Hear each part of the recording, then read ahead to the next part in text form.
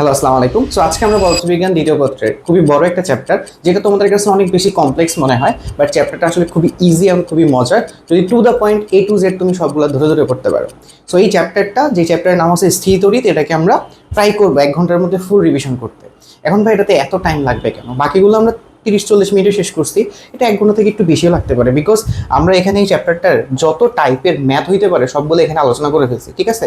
কারণ স্থির তড়িতের ক্ষেত্রে কি হয় যে তুমি যদি জাস্ট ফর্মুলাগুলো পড়ে যাও, তুমি ঠিকভাবে অ্যাপ্লাই করতে পারবে না, ঠিক আছে? এই জন্য আমরা ট্রাই করছি এখানে ফর্মুলা তো দেখাবো, তোমাকে কনসেপ্টগুলো দেখাবো, যেটা তো সিকিউ এমসিকিউর জন্য তোমাকে লাগবেই, প্লাস আমরা কিছু প্র্যাকটিসও দেখাবো, যাতে তোমার দেখা গেছে তুমি যখন টেস্ট পেপার সলভ করতে যাবা দেখবা 90% জিনিস তুমি আগে থেকেই তোমার জানা, ঠিক আছে? অ্যান্ড অবভিয়াসলি আমাদের ওয়ান শট রিভিশন সিরিজের টার্গেট এটাই থাকে যে কোন কোন জায়গাতে তুমি ভুল করবা, প্রবলেম সলভ করতে যায় কোন কোন জায়গায় তোমার আগে থেকেই জানা দরকার, সেই জিনিসগুলোকে এখানে খুব ভালোভাবে মেনশন করে দেওয়া আছে। প্রত্যেকটা টাইপ এখানে আমরা প্রায় 7টা টাইপে শেষ করছি, অ্যান্ড প্রত্যেকটা টাইপ থেকে যত ধরনের কোয়েশ্চেন আসতে পারে সবগুলোকে ইন্ডিভিজুয়ালি দেখানো হয়েছে, ঠিক আছে? সো এই ওয়ান শট রিভিশন সিরিজ যেটা আছে, ফার্স্ট পেপারে আমরা 6টা চ্যাপ্টার শেষ করলাম, সেকেন্ড পেপারে অলমোস্ট 3টা শেষ, এইটা রানিং, সামনে আরও দিব। সো এটার মাধ্যমে তুমি বোর্ড এক্সাম দাও বা অ্যাডমিশন সব, মানে একটা শর্ট টাইমের মধ্যে একটা ভালো প্রিপারেশন নিতে পারবা। যাদের এই চ্যাপ্টারটা, মানে এই চ্যাপ্টারে কোনো প্রবলেম নাই, ঠিক আছে, সো রিভিশন বাকি তোমরা একটু স্পিডে দেখে ফেলবা, ঠিক আছে? কী টাইপ আছে টাইপগুলো দেখে ফেলবা, তাহলে রিভিশন হয়ে যাবে। যাদের একটু একটু প্রবলেম আছে তোমরা কী করবা, তোমরা 1x স্পিডে দেখো, হ্যাঁ, তাহলে দেখবা যে আস্তে আস্তে তোমার সব টাইপের জিনিসই ক্লিয়ার হয়ে গেছে, একদম ইজি, ঠিক আছে? এবার দেখো আমরা শুরু করি টাইপ 1 থেকে। এবার দেখো আমাদের টাইপ 1-এ হচ্ছে আমরা কুলম্বের সূত্র নিয়ে আলোচনা করছি। সো স্টার্টিংয়ে আমরা চার্জ নিয়ে একটু আলোচনা করব, যে এটা বোঝার জন্য তো অবভিয়াসলি আমাদের চার্জ লাগবে, তাই না?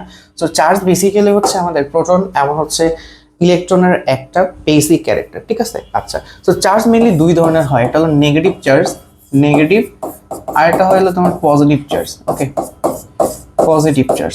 তো নেগেটিভ চার্জ আসলে কি বোঝায়? নেগেটিভ চার্জ বোঝায় যেখানে আবার ইলেকট্রনের বেশি আছে বা ইলেকট্রনের বাড়তি আছে, যেখানে ইলেকট্রন বেশি।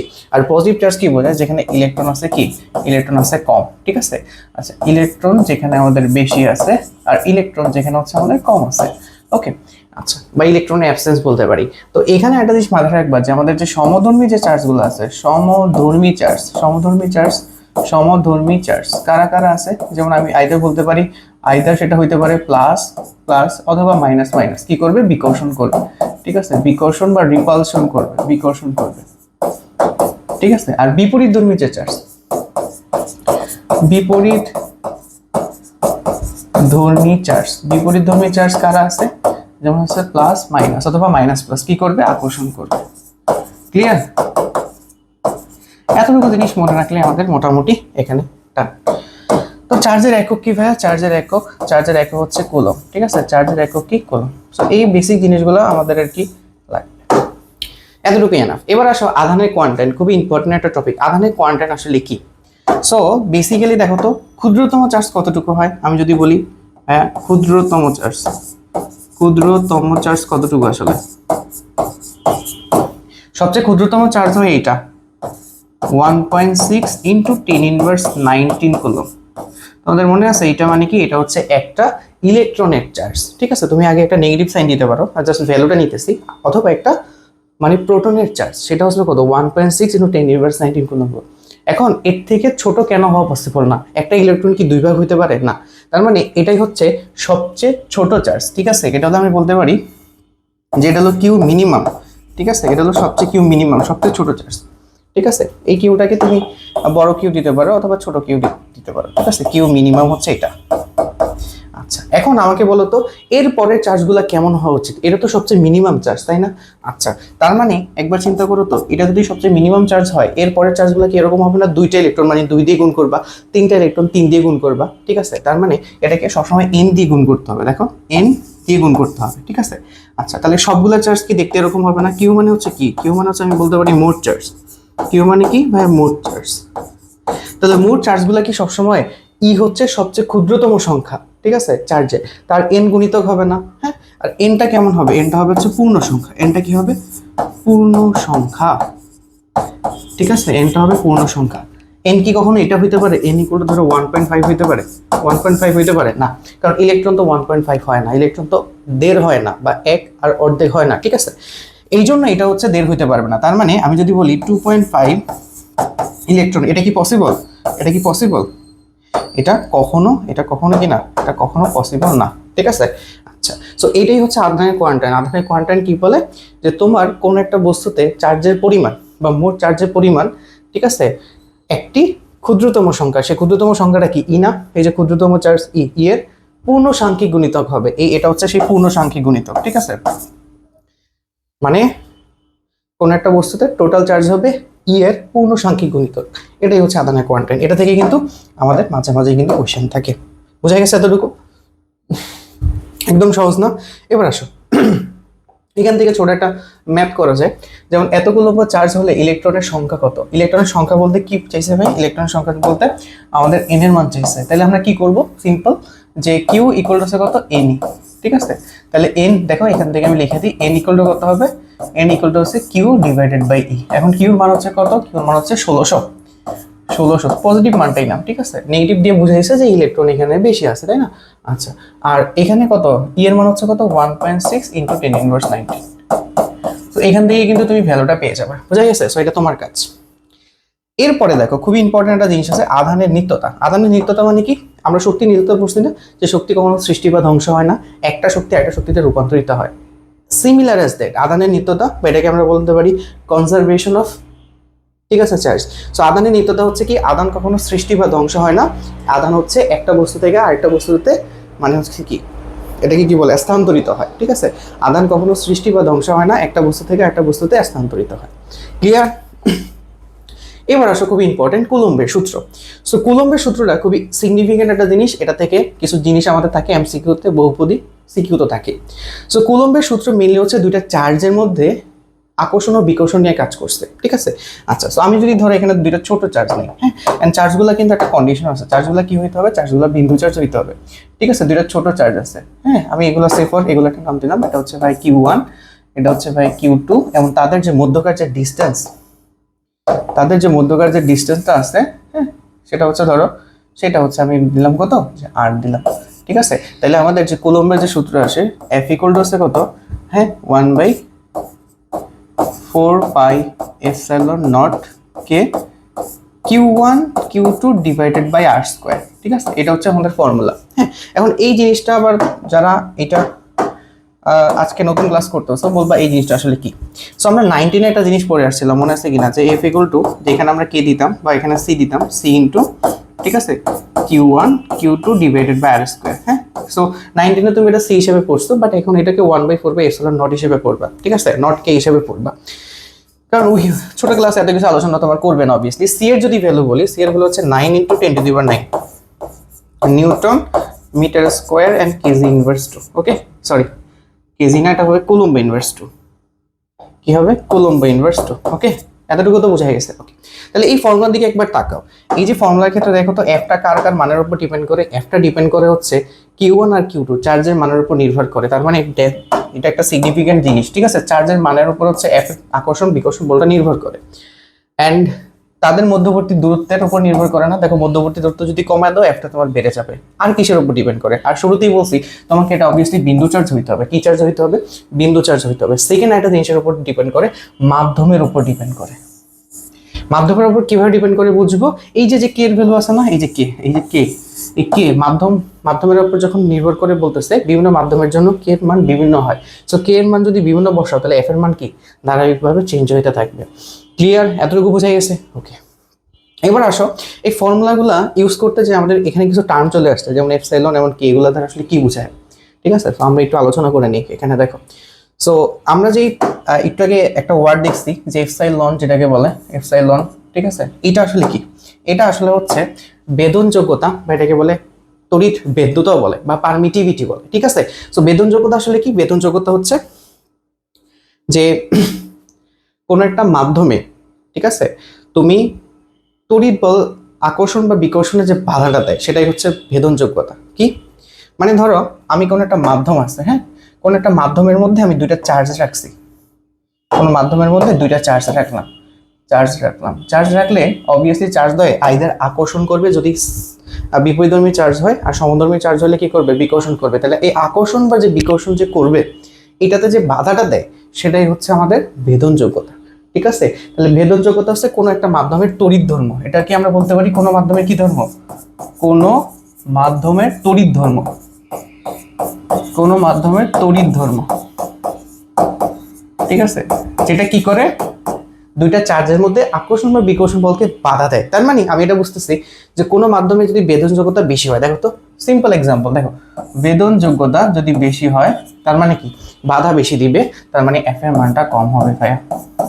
ঠিক আছে, বেদনযোগ্যতা বেশি মানে কি বাধা, বাধা বেশি, তো বাধা বেশি হলে কি হবে, বাধা বেশি হলে এফ কি হবে, কম হবে।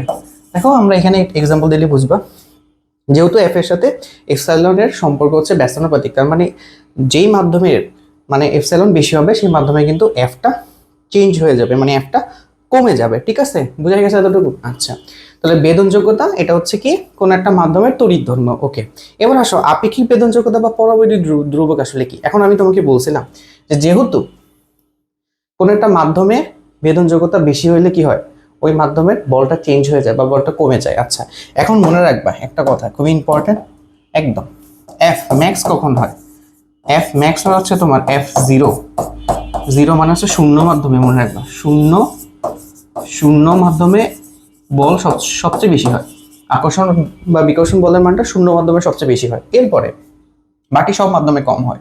ঠিক আছে, আচ্ছা তার মানে বাকি সব মাধ্যমে, বাকি বাকি সব মাধ্যমে কম হয়। ঠিক আছে, বাকি সব মাধ্যমে কি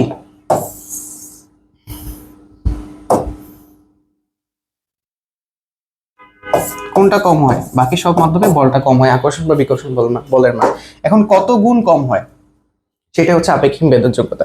তাহলে আপেক্ষিক বেদনযোগ্যতা যেটাকে আমি বলতে পারি এপসাইলন আর, ঠিক আছে, বা রিলেটিভ পারমিটিভিলিটি। ঠিক আছে, এটা ইকুয়াল টু কত হবে, সোজা হিসাব সেটা হবে সবচেয়ে বেশি হয় কোথায়, শূন্য মিডিয়ামে আর যে কোনো মিডিয়ামে। ঠিক আছে, এফ নট ডিভাইডেড বাই, অথবা এটাকে তুমি বল বসালে দেখবে এটা এরকম আসে এপসাইলন নট আর হলো কি এপসাইলন, এপসাইলন নট হচ্ছে কি এপসাইলন নট বাই কি, দেখো এটা হলো শূন্য মাধ্যমে কি আকর্ষণ বল না, শূন্য মাধ্যমে বেদনযোগ্যতা, শূন্য শূন্য মাধ্যমে মাধ্যমে বেদনযোগ্যতা, বেদনযোগ্যতা এটার একটা ভ্যালু আছে ভাই। ঠিক আছে, এটার ভ্যালুটা কত, এটার ভ্যালুটা হচ্ছে মনে রাখবা যে 8.854 ইন্টু 10⁻11। ঠিক আছে, নিউটন ইনভার্স এটা। ঠিক আছে, বুঝা গেছে, এটা হচ্ছে শূন্য মাধ্যমে বেদনযোগ্যতা। এটা এই জিনিসটাকে আরেকটু স্পেসিফিক ভাবে বললে এটাকে আরেকটু ব্রডলি লেখা যায়। ব্রডলি কি লেখা যায়, যে এই জিনিসটাকে আমি কে লিখতে পারি,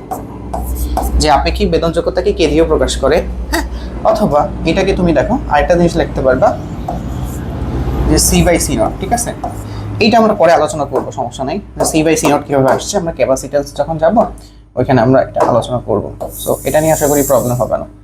ওকে, আচ্ছা এবার এই যে টার্মগুলো আসছে, টার্মগুলো থেকে আমরা মোটামুটি একটা আইডিয়া করতে পারি যে আসলে যে আকর্ষণ বিকর্ষণ বলমান কত গুণ কমেছে, এটাই আসলে আপেক্ষিক বেদনযোগ্যতা বা পরাবৈদ্যুতিক ধ্রুবক। এখন এই যে কে এর একটা ভ্যালু আছে, দেখো কে এর সাথে একটা সম্পর্ক হয়, কে ইকুয়াল টু কত লেখা যায়, এপসাইলন বাই হচ্ছে এপসাইলন নট। তো দেখো তো এখান থেকে আমরা কি লিখতে পারি, যে epsilon equal to K into epsilon not. ঠিক আছে, বুঝা গেছে এতটুকু? ওকে, এইটা যদি বুঝে যাও, দেখো আমরা ফর্মুলাটা কিভাবে ইউজ করছি। হ্যাঁ, এইটা দেখো epsilon equal to K into epsilon not. আমাদের যে ফর্মুলা ছিল সেখান থেকে দেখো যে এটাকে যদি তুমি এখন চাও চেঞ্জ করে লিখবা, কিভাবে লেখা যাবে, যে এফ ইকুয়াল টু লেখা 1/4 পাই, এটাকে তুমি এপসাইলন বলতে পারো, epsilon Q1 Q2 divided by R square. বুঝা গেছে? সো যেটাই ইউজ করো দুইটাই কিন্তু কারেক্ট, কোনো সমস্যা নাই। এপসাইলনের জায়গায় এপসাইলন নট কে বসাইতে পারো। আর একটা কথা মনে রাখবা, যে আরেকটা কথা খুব ইম্পর্টেন্ট, শূন্য মাধ্যম ও বায়ু মাধ্যম। বায়ু মাধ্যমকে আমরা শূন্য মাধ্যম হিসেবে ধরি, বায়ু মাধ্যমে কে ইকুয়াল টু 1, শূন্য মাধ্যম বা বায়ু মাধ্যম। ঠিক আছে, বায়ু মাধ্যমকে আমরা শূন্য মাধ্যম হিসেবে ধরে নিই, কে এর মানটা 1 হয়। ঠিক আছে, কিছু না বললে এটা ইউজ করবো, কিছু না বললে কে ইকুয়াল টু 1 ইউজ করবো, মানে শূন্য মাধ্যম হিসেবে বা বায়ু মাধ্যম হিসেবে ইউজ করবো। ওকে, গট ইট। ওকে, এবার আসো আমাদের মোস্ট ইম্পর্টেন্ট টপিক, সেটা হচ্ছে লব্ধি নির্ণয় করা, খুবই ইম্পর্টেন্ট। এই চ্যাপ্টারের সবচেয়ে মানে হলো ঝামেলার জিনিস এটা। সো দেখো অবভিয়াসলি বল একটা ভেক্টর রাশি। বল কি রাশি ভাই? বল হচ্ছে ভেক্টর রাশি।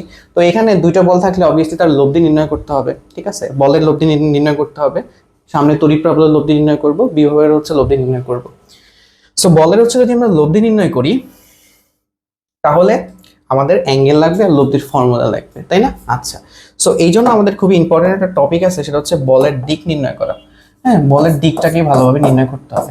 দিক নির্ণয় করতে পারলে বাকিটা আমরা করতে পারবো। এবার আসো বিভিন্ন ডায়াগ্রাম, যেমন এখানে একটা ডায়াগ্রাম দেওয়া আছে, বলছে সি বিন্দুতে লব্ধি বল নির্ণয় করো। আচ্ছা দেখো, তাহলে এটা হচ্ছে সি বিন্দু। এখন সি বিন্দুতে কয়টা বল কাজ করে? দেখো দুইটা বল। কয়টা বল? দুইটা বল। এইটার জন্য এই দুইটার মধ্যে একটা বল কাজ করবে, এন্ড এই দুইটার মধ্যে একটা বল কাজ করবে। এখন ভাই বলতে পারো 3 আর -4 এর মধ্যে একটা বল কাজ করে, ওটা তো আমার দরকার নেই। তোমাকে বলছে সিতে কয়টা বল কাজ করবে, এইটার জন্য একটা আর এইটার জন্য একটা, দুটা। এই দুটার মধ্যে কি হয়েছে ওটা আমার দেখার দরকার নেই। ওকে,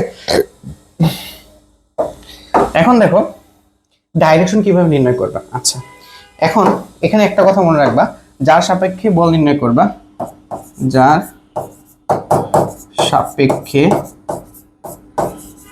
বল নির্ণয় করবা তাকে স্থির ধরে নিবা, ঠিক আছে? বল তাকে স্থির ধরে নিবা, শেষ। এটা হলো কাজ। তাহলে দেখো এখানে তোমার দুইটা বল হয়, ঠিক আছে? আমি এটাকে বলতেছি ধরো F1, দেখো F1, অথবা F1টাকে আমি বলতেছি A আর C এর মধ্যে বল। কার মধ্যে? যে A আর C এর মধ্যে বল। হ্যাঁ, FAC, A আর C এর মধ্যে বল। এখন দেখো তো, এটাও পজিটিভ এটাও পজিটিভ, দুইটাই পজিটিভ না? দুইটাই পজিটিভ। এন্ড দুইটা কি করবে ভাই? দুইটা অবভিয়াসলি বিকর্ষণ করবে। বিকর্ষণ করলে ওকে যদি স্থির ধরি, বলো তো কোন দিকে বিকর্ষণ করবে?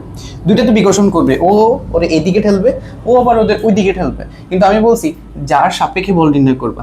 এখানে তুমি সি বিন্দুতে বল নির্ণয় করতেছো কার সাপেক্ষে? এর সাপেক্ষে। তাহলে একই স্থির ধরে, কি স্থির ধরলে দেখো তো বিকর্ষণটা, ও তার এদিকে বিকর্ষণ করবে না, মানে ও তো স্থির ধরে নিছি, তাহলে কি ও এই জায়গা থেকে নড়বে না। তাহলে ও যেহেতু এই জায়গায় স্থির, বিকর্ষণ করলে এটা ওই দিকে চলে যাবে না।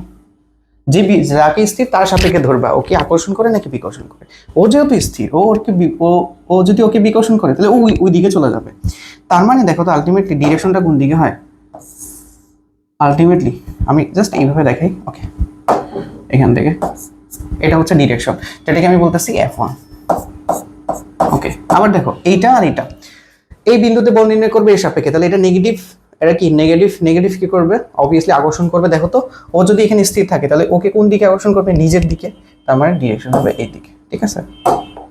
ডিরেকশন হবে এই দিকে। ক্লিয়ার? বুঝা গেছে এটা? এখন একটা প্রবলেম আছে। প্রবলেম হচ্ছে কি, ভেক্টরের ক্ষেত্রে আমি বলছিলাম এই যে পয়েন্টটা আছে না, এই পয়েন্টে দেখো একটা ভেক্টর চাইতেছে আর একটা ভেক্টর বের হইতেছে। তো নিয়ম হচ্ছে দুইটা ভেক্টরকে বের করে দিতে হবে। দুইটা ভেক্টর কি তোমার বের করে দিতে হবে, ঠিক আছে? দুইটা ভেক্টরকে বের করে দিতে হবে, না হলে তারা একই পয়েন্টে এসে মিলবে না। একই পয়েন্টে না মিললে লব্ধি বের করা যায় না, ঠিক আছে? লব্ধি বের করার একটা কন্ডিশন ছিল যে দুইটা ভেক্টরকে একই সময় একই পয়েন্টে আঘাত করতে হবে, তাই না? বাট দেখো এই ভেক্টর যাইতেছে আর এই ভেক্টর বের হয়ে যাইতেছে। এই জন্য নিয়ম হচ্ছে যে কোনো ভেক্টর যখন লব্ধি নির্ণয় করবে সবগুলো ভেক্টরকে বের করে দিতে হবে। তার মানে এই পয়েন্টে তারা কি ইন্টারসেক্ট করছে না? এই পয়েন্ট থেকে ও বের হবে, এই পয়েন্ট থেকে ও বের হবে। আরো যদি 2-3টা থাকতো তারাও বের হইতো, ঠিক আছে? তো এবার তো আশা করি তোমরা পারবা। এটা হচ্ছে তোমার কি, এটা হচ্ছে ভেক্টর অ্যাঙ্গেল। তাহলে লব্ধি কোণ বরাবর হবে? লব্ধি কোণ বরাবর হবে? এই মাঝ বরাবর হবে লব্ধি, ঠিক আছে? এই মাঝ বরাবর হবে কি ভাই? লব্ধি। এটাই হবে, সেই হচ্ছে এটাকে আমি বলতে পারি FR। এখন এটা কিভাবে নির্ণয় করবে বাকিটা তোমরাই পারবা করতে। প্রথমে দেখো ফর্মুলা বসায় দাও। এখানে কত হবে? আমি C বসাই। হ্যাঁ, C ইন্টু এই দুটার মধ্যবর্তী চার্জ মানে হলো 3 ইন্টু 2 আর ডিভাইডেড বাই কত? ডিভাইডেড বাই হচ্ছে 2 সেন্টিমিটার। 2 সেন্টিমিটার মানে হচ্ছে এটাকে মিটার নিলে 2 ইন্টু 10 ইনভার্স 2 স্কোয়ার। এটা একটা ভ্যালু বের হবে। হ্যাঁ, পজিটিভ একটা ভ্যালু বের হবে। তারপরে F2 এর একটা মান বের করো। F2 হচ্ছে কত? FBC। C ইন্টু মান বসা দাও -4 into 2 divided by 2 centimetre, 2 into 10 inverse 2 square, ঠিক আছে? মধ্যবর্তী ডিস্টেন্স। এরপর দেখো এর মানটা কিসে আসবে? এর মানটা আসবে নেগেটিভ। এখন একটা মানে ব্যাপার বুঝছো, মান পজিটিভ দিয়ে মিলিয়ে বিকর্ষণ বোঝায় আর নেগেটিভ দিয়ে আকর্ষণ বোঝায়। এখন আমি কিন্তু অলরেডি ডিরেকশন ঠিক করা হয়ে গেছে। আচ্ছা, দিক ঠিক করা হয়ে গেছে। হ্যাঁ, তার মানে দিক ঠিক করার পরে দিক ঠিক করার পর শুধু মান নিয়ে কাজ করবে, শুধু মান নিয়ে কাজ করবে, মান নিয়ে কাজ করবে, এটাই তোমার কাজ। ঠিক আছে, খুবই ইম্পর্টেন্ট, এই জিনিসটা মনে রাখলে অর্ধেক বল তোমার এখানে নাই হয়ে যাবে। হ্যাঁ, ওকে। তো তোমার প্রথম কাজ হচ্ছে এইগুলোর দিক নির্ণয় করে ফেলা। দিক যেহেতু নির্ণয় করেই ফেলছো, এখন আর মাইনাস বসাবে না, এখন শুধু পজিটিভ ভ্যালু নিয়ে কাজ করবে। কারণ একটা ভেক্টরের দুইটা জিনিস থাকে, একটা দিক আর একটা মান। তুমি মান অলরেডি জানো, সবগুলোর পজিটিভ মান নিবা, এন্ড দিক অলরেডি ঠিক করে ফেলছো। মাইনাসের জন্য প্লাসের জন্য কি দিক চেঞ্জ হয়েছে না? হয়েছে তো, আবার কেন মাইনাস ইউজ করবে? তাহলে শুধু পজিটিভ মান নিবা, এন্ড ডিরেকশন তো অলরেডি ঠিক করে ফেলছো। ওকে, এইবার জাস্ট এখন লব্ধি বসা দাও। এখন এই অ্যাঙ্গেল কত ডিগ্রি ভাইয়া? এটা কি সমবাহু ত্রিভুজ, প্রত্যেকটা 60 ডিগ্রি করে, প্রত্যেকটা 60, এটাও ভাইয়া 60, এটা 60 হলে, আর এটা যেহেতু একটা সরলরেখা তাহলে এটা 120 হবে। একদম বসে দাও, সিম্পল, আর কোনো কাজ নাই এখানে। তাহলে এফ আর ফর্মুলা কত হবে? এফ আর ইকুয়াল টু হবে √f1 square f2 square 2 f1 f2 cos 120। এখান থেকে মান বসাই দিলেই হয়ে যাবে। কি মান বসাবা? পজিটিভ সবগুলো। ঠিক আছে, পজিটিভ ভ্যালু। তারপর আছে এই f2 পজিটিভ ভ্যালু বসাবা, পজিটিভ। ক্লিয়ার? ওকে। নেগেটিভ এর জন্য ডিরেকশন অলরেডি আমরা করে ফেলছি। এবার আসো পরেরটা আরো সহজ।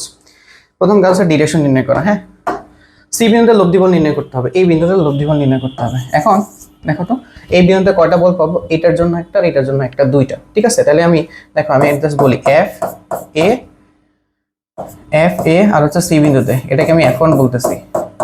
এখন বলো F1 এর মধ্যে ফর্মুলা কি হবে? সি এর মান বসাবা 9 × 10⁹। আচ্ছা, তারপর এই দুইটা চার্জ দেখো, এটা হলো -9 ইনটু এটা হচ্ছে -2 এন্ড ডিসটেন্স কতটুকু তাদের মধ্যে? 2 সেন্টিমিটার 1 সেন্টিমিটার 3 সেন্টিমিটার, মানে 3 × 10⁻⁻ কত হবে? 2 স্কয়ার। ঠিক আছে, তাহলে F1 এর ডিরেকশন কত? এখন দিক কত হবে? এটার দিক কত ভাই? এটার দিক কি হবে? দেখো F1 এর দিকটা এটা সাপেক্ষে তুমি বল নির্ণয় করতেছো, আর এইখানে দুইটাই সমধর্মী চার্জ বিকর্ষণ করবে। তাহলে দেখো তো, ও যদি স্থির ধরি, যার সাপেক্ষে বের করবা তাকে স্থির ধরবা। এই পয়েন্টে বল বের করতেছো এর সাপেক্ষে, তাহলে একে স্থির ধরলে বিকর্ষণ করবে এই দিকে, তার মানে এর ডিরেকশন হবে AC বরাবর। বা এটাকে আমি F এভাবে লিখলাম আমার সুবিধার জন্য। হ্যাঁ, এটা এদিকে। F2 সেম ভাবে বের করবা। F2 এর ক্ষেত্রে C ইনটু কত হবে? মান বসাও, 10 ইনটু হচ্ছে কত? -2।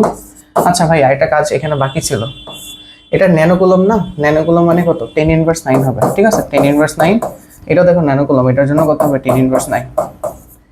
সো এটার জন্য হবে কি? 10⁻9 ইনটু কত? 10⁻9। অবভিয়াসলি কুলম্বে নিয়ে যেতে হবে। আর ডিসটেন্স কতটুকু হয়?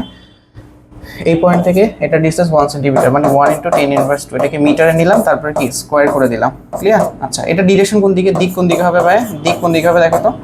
এটা এর সাপেক্ষে চিন্তা করবা, তাহলে দুইটার মধ্যে কি পজিটিভ নেগেটিভ আকর্ষণ করবে, তাহলে নিজের দিকে টানবে না। দেখো তো, ওকে যদি স্থির ধরি নিজের দিকে টানবে, তার মানে এটাকে আমরা বলতে পারি CV বরাবর। হ্যাঁ, অথবা আমার হিসাবে সুবিধার্থে আমি F2টাকে এইভাবে বললাম।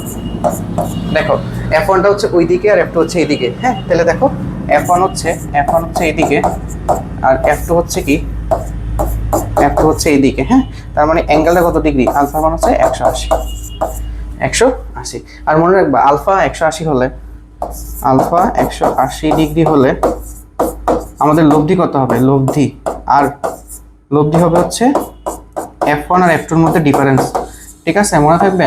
সো এটার জন্য আলাদা করে কষ্ট করতে হবে না, ডিফারেন্স করলে হয়ে যাবে। অথবা তুমি চাইলে এই ফর্মুলা পুরোটা বসাইতে পারো, অথবা এটা করতে পারো। ঠিক আছে, আবার সেম ভাবে যে আলফা যদি 0 ডিগ্রি হয়, ঠিক আছে, তাহলে FR কত হবে?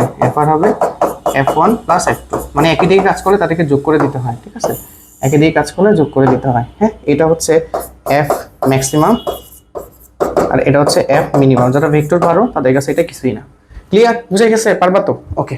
এবার দেখো আরেকটা টাইপ দেখি। এবার আছে ডি বিন্দুতে লব্ধি বল নির্ণয় করতে হবে। সো লব্ধি বল নির্ণয় করার জন্য এখানে দেখো আলটিমেটলি কয়টা বল কাজ করতেছে ডি বিন্দুতে? আলটিমেটলি কয়টা বল কাজ করে ডি বিন্দুতে? দেখো এটার জন্য একটা, এটার জন্য একটা, এটা তিনটা বল কাজ করে। সো আমাদের টপিকে হচ্ছে 2 এর অধিক বল থাকলে কিভাবে করব, একটা সিস্টেম শিখাবো, সব সময় কাজে দিবে। হ্যাঁ, দেখো আমি একটা অন্য কালার ইউজ করবো যাতে বোঝা যায়। প্রথমে কাজ হচ্ছে ডিরেকশন নির্ণয় করা, মান তো তুমি পারবাই। আচ্ছা, তারপর এ সাপেক্ষে তাহলে আমি প্রথমে একটা নাম দিই, হ্যাঁ, যে ধরো যে এফ এ আর সি এর মধ্যে যে বলটা কাজ করবে, sorry F A R D এর মধ্যে যে বলটা কাজ করবে সেটা হচ্ছে F1 ভেক্টর ধরতেছি, আমার ইচ্ছা মতো আমি ধরে নিলাম। আচ্ছা, ডি এর উপর এর জন্য একটা বল, বি এর জন্য একটা বল আর সি এর জন্য একটা বল। আবার ধরো এ বির মধ্যে বল আছে, ওটা নিয়ে চিন্তা করে লাভ নাই, কারণ আমাকে ডি কে টার্গেট করে বল নির্ণয় করতে হবে। আবার বি সির মধ্যে বল আছে, এ সির মধ্যে বল আছে, ওগুলো হিসাব করে আমাকে লাভ নাই। ঠিক আছে, এটা তো আগে ক্লিয়ার করছি তোমাদের। তো F1 এর মান যদি আমি বের করতে চাই তাহলে আমাদের দেখো আলটিমেটলি ফর্মুলা তো আমি বসাবো, এর দিক কি হবে, হ্যাঁ দিক কি হবে, আমি জাস্ট কাজ হচ্ছে দিকগুলো নিয়ে কাজ করা। দিক কি হবে, দিকটা হবে এটার মান অবভিয়াসলি মাইনাস আসবে, আর দিকটা কত হবে দেখো, যেহেতু এটাকে স্থির ধরে নিতে হবে না, এর সাপেক্ষে করতেছি, তাহলে আকর্ষণ করলে কি নিচের দিকে আকর্ষণ করবে, এটা নেগেটিভ, ওটা পজিটিভ, নিচের দিকে আকর্ষণ করবে, তার মানে ডিরেকশনটা এই বরাবর, তাই না? আচ্ছা, তার মানে দিক হবে হচ্ছে ডিএ। ওকে, আচ্ছা, এরপরে দেখো এফ এফ তারপরে কত হবে বিডি, এটাকে আমি F2 ধরি, হ্যাঁ। আচ্ছা, এইটাতে তোমরা একটা জায়গাতে ভুল করবে, আমি জাস্ট আগে ক্লিয়ার করে নিই। এটা দেখো ফর্মুলা বসো, সি ইন্টু দুইটা মান বসো, মান বসলে কত আসে, এটা হলো -5 ইন্টু 2, দুইটা ন্যানোমিটার ছিল, মানে 10⁻9 আর 10⁻9 দিয়ে গুণ করতে হবে। ঠিক আছে, ওকে। এইবার নিচে কত হবে, নিচে হবে এই যে ডিস্টেন্স, এই ডিস্টেন্সটুকু, এটা আমরা সবাই ভুল করে ফেলবো, এই ডিস্টেন্সটুকু হবে নিচে। ঠিক আছে, এই যে ডিস্টেন্সটুকু, কারণ তুমি হচ্ছে কি এইটার সাপেক্ষে এটার বল নির্ণয় করতেছো না, তাহলে তাদের মধ্যে ডিস্টেন্স হচ্ছে এটা, কেমনে বের করবা ভাই, সবগুলো 2 মিটার করে। তাহলে কর্ণ হচ্ছে মনে রাখবা যে √2a, কর্ণ হচ্ছে কি √2a, এটা হলো বর্গের কর্ণ। আলটিমেটলি দেখো কত আসে, যে a এর মান হচ্ছে 2, তার মানে 2√2। ঠিক আছে, তাহলে এই ডিস্টেন্সটা কত হবে, ডিস্টেন্সটা হবে 2√2 স্কয়ার। আর বাকিগুলোর জন্য কত হইতো, বাকিগুলোর জন্য কিন্তু শুধু 2 হইতো। ঠিক আছে, ওকে। এটার দিক কত হবে ভাই, এটার দিক হবে সিম্পল, দেখো নেগেটিভ পজিটিভ আকর্ষণ করবে না, ওকে, নিজের দিকে আকর্ষণ করবে, তাহলে এটা হবে ডিএ বরাবর, ডিবি বরাবর। ওকে, সেম ভাবে আরেকটাকে সিডিটাকে আমি ধরতেছি F3, এটার ক্ষেত্রে তো ডিসটেন্স এটা পারবাই করতে, এটার মান কত আসবে ভাই, পজিটিভ মান আসবে। এরপরে দিক কত হবে, এর দিক দেখো কত আসে, এটা বিকর্ষণ করবে, এটা সাপেক্ষে যদি করো এটা স্থির, বিকর্ষণ করলে এদিকে করবে, তাই না? তার মানে ডিরেকশন এদিকে। ওকে, তার মানে ডিরেকশন হবে হলো সিডি বরাবর। এখন দেখো আলটিমেটলি আমি যদি এটাকে সাজাই তাহলে এটা হয়েছে কিনা,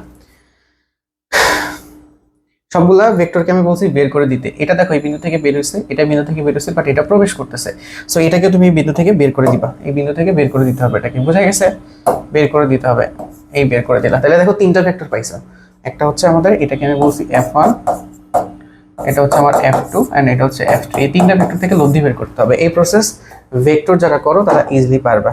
আমি জাস্ট দেখো এখানে দেখাই দিই কিভাবে কি করবা।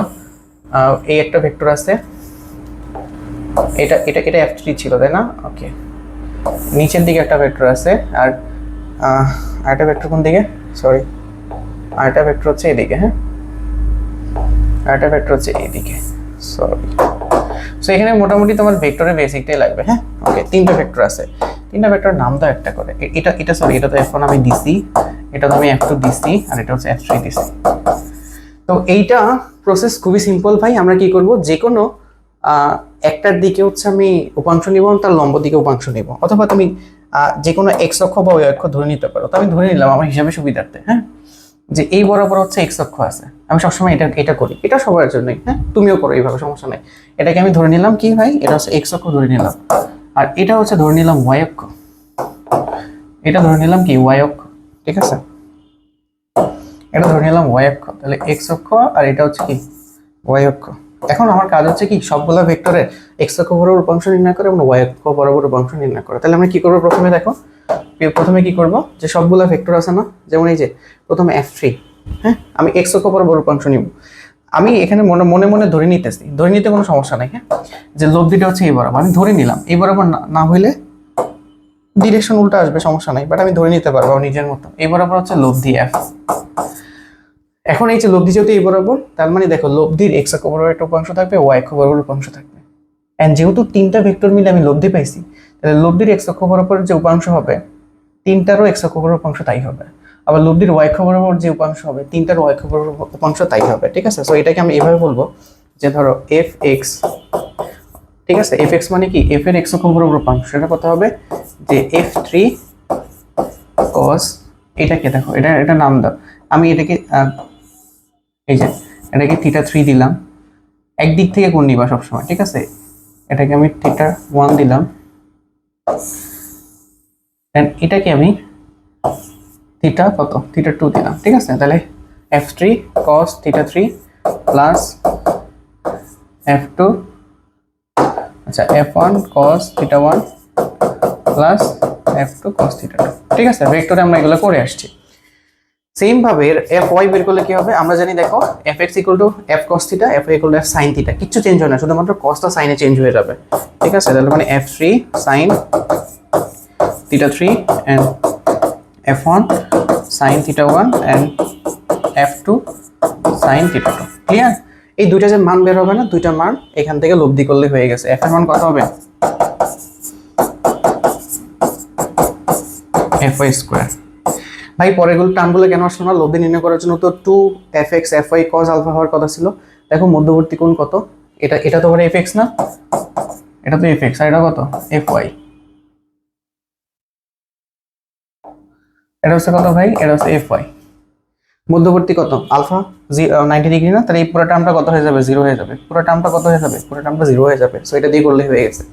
এটাতে করলে এটা এখানে একটা প্রবলেমের মধ্যে পড়তে পারো, সেটা হচ্ছে কি, দেখলা যে fy fx এর মান নেগেটিভ যদি আসে, সাপোজ fx এর মান চলে আসছে -16 আর fy এর মান চলে আসছে -9, তাহলে কি করবা? খুব সিম্পল। দেখো তুমি fx ধরছো এইদিকে, তার মানে এটা পজিটিভ দিক, বাট তোমার মান আসছে নেগেটিভ, তার মানে fx টা আলটিমেটলি কোন দিকে কাজ করে ভাই? fx টা কাজ করতেছে এইদিকে। আর fy টা ধরছো উপর দিকে, বাট মান আসছে নেগেটিভ, তার মানে fy নিচের দিকে কাজ করে। বোঝা গেছে? তার মানে তুমি এটাকে ধরো fx যখন 16 লিখবা, ডিরেকশন উল্টায় ফেলছো, এখন শুধু পজিটিভ মান নিবা, fy কত নিবা? 9। ক্লিয়ার? বোঝা গেছে এতটুকু? ওকে। জাস্ট মাইনাস আসা মানে কি, আমি যেদিকে নিছি তার উল্টা দিকে ডিরেকশন হবে, যেদিকে নিছি তার উল্টা দিকে ডিরেকশন। এখন লব্ধি কোন বরাবর হবে? লব্ধি অবভিয়াসলি এই বরাবর হবে, হ্যাঁ? লব্ধি হবে এই বরাবর, f এর মান এই বরাবর হবে। এটা হচ্ছে অ্যাঙ্গেল নির্ণয় করার জন্য আমার দরকার হয়, ঠিক আছে? আই গেস এইটাতে আর কোনো প্রবলেম নাই। এবার এইটা বুঝে গেলে ভাই তোমার কাছে প্রাবলো সবকিছু সহজ হয়ে যাবে। এখানে লাস্ট একটা টপিক আছে, দেখো আমাকে বলছে এরকম স্ট্রাকচার দেওয়া আছে, স্ট্রাকচার দিয়ে বলছে এই বিন্দুতে 2 কেজি ভরের একটা বস্তু ঝুলিয়ে রাখলে কি বৈদ্যুতিক ব্যবস্থা নিতে হবে? ঝুলিয়ে রাখতে কোশ্চেনটা কি বলছে, যে এই বিন্দুতে কোন একটা বস্তুকে ঝুলিয়ে রাখতে হবে।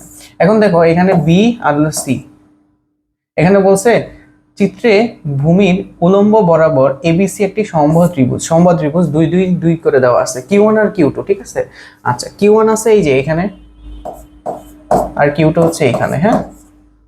আর এতে হচ্ছে আমি একটা বস্তু রাখতে চাচ্ছি 2 কেজি, কিন্তু বস্তুটা যাতে স্থির থাকে। এখন দেখো জাস্ট এটা খুবই সিম্পল, আমার ওইরকম কিছু না। আমরা যদি একটু চিন্তা করি তাহলে আমাদের কাছে খুব সহজ মনে হবে। দেখো যে এই একটা ত্রিভুজ আছে, তাই না? কিভাবে করবা জাস্ট বলে দিচ্ছি। তো এখানে 2 কেজি ভরের একটা বস্তু আছে, 2 কেজি ভরের একটা বস্তু। তো 2 কেজি একটা ভরের বস্তু নিচের দিকে পড়ে যাইতে চাবে না? পড়ে যাইতে চাবে কিনা? তার মানে তার একটা ওজন কাজ করতেছে, W = কত? mg। কিন্তু আমাকে বলছে কি জানো, 2 কেজি ভরের বস্তুটাকে স্থির রাখতে হবে। তার মানে সেম একটা লব্ধি বল দিতে হবে, সেম একটা কি, একটা বস্তুকে যদি আমাদের স্থির রাখতে হয়, একদিকে একটা বল পাইছি, তাহলে অপোজিটে সেম একটা বল দিতে হবে, ঠিক আছে? আচ্ছা এখন এই বলটা কোন জায়গা থেকে পাবে? এই বলটা পাবে হচ্ছে বিকর্ষণ থেকে। কোন জায়গায় বিকর্ষণ হবে দেখো তো, এই যে এটা পজিটিভ চার্জ না, এটা পজিটিভ চার্জ। এখানে যদি আমি একটা পজিটিভ চার্জ দিতে পারি, মানে এখানে যে বস্তুটা আছে ওকে যদি আমি এক্স পজিটিভ চার্জ, ঠিক আছে,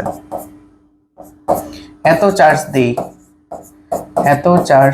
এক্স চার্জ দিলাম, এক্স এর চার্জের মান তো বের করা লাগবে, আমি ধরলাম এক্স চার্জ দিলাম। এক্স চার্জ দিলে দেখা যাবে কি জানো, যে আলটিমেটলি দেখো তো কি হবে, যে এটা কি, এটা পজিটিভ, এটা পজিটিভ, এটাও পজিটিভ, বিকর্ষণ করবে, তাহলে ডিরেকশন কোন দিকে হবে বলো? ডিরেকশন হবে এইদিকে। ওকে, এটা পজিটিভ, এটা পজিটিভ, বিকর্ষণ করলে ডিরেকশন কোন দিকে হবে? এইদিকে, ঠিক আছে? এন্ড দুইটার লব্ধি কাজ করবে কিন্তু মাঝ বরাবর, ঠিক আছে? তার মানে দেখো তো আমি জাস্ট একটা মান ধরে নিই, এটা হচ্ছে তোমার f1 আর এটা হচ্ছে f2, এখান থেকে একটা লব্ধি পাবো, সেটা হচ্ছে f। আর f এর মানটা কত হবে? সিম্পল দেখো, f r = হবে √f1 square plus f2 square plus 2 f1 f2 cos। বলো এই অ্যাঙ্গেল কত ডিগ্রি? সমবাহু ত্রিভুজ, এটা 60 হলে এটা অবভিয়াসলি 60 হবে, তার মানে cos 60 ডিগ্রি, ঠিক আছে। আচ্ছা, F1 F2 দুইটার মানে কি হবে, সমান হবে না? যেহেতু চার্জের মান সমান, তাহলে কত হবে? C ইন্টু, দেখো দুইটার চার্জের মান হচ্ছে কত? 3 × 10⁹, আর এটা চার্জ হচ্ছে কত? x ডিভাইডেড বাই হচ্ছে কত? ডিভাইডেড বাই হচ্ছে ডিসটেন্স হলো 2 স্কয়ার, ঠিক আছে। আচ্ছা, তো এইখানে দেখো, এখান থেকে যে লব্ধিটা পাবো না, এই যে লব্ধির মান কত হবে জানো? আমি একটা শর্টকাট শিখিয়ে দিই, শর্টকাট। ঠিক আছে, পরীক্ষায় তুমি ম্যানুয়ালি করবা। শর্টকাটটা হচ্ছে দুইটা বলের মান যদি সেম হয় তাহলে লব্ধি কত হবে জানো? লব্ধি হবে 2 ইন্টু যে কোনো একটা ভেক্টর cos মধ্যবর্তী কোণের অর্ধেক, তার মানে 60 অর্ধেক কত? 30। এটা হচ্ছে ফর্মুলা। হ্যাঁ, এটা ইউজ করতে পারো। তাহলে মানে দেখো তো, আমি পরে কি লিখবো, যে আমার ঊর্ধ্বমুখী যে বল Fr কার সমান হইতে হবে? mg সমান হইতে হবে। তো m এর মান জানি, g এর মান জানি, এখানে শুধুমাত্র অজানা কি? অজানা হচ্ছে x এর মান, অজানা। এটা x এর মান এখান থেকে বের হয়ে যাবে, কত চার্জে চার্জ দিতে পারবে। ক্লিয়ার, বুঝে গেছে?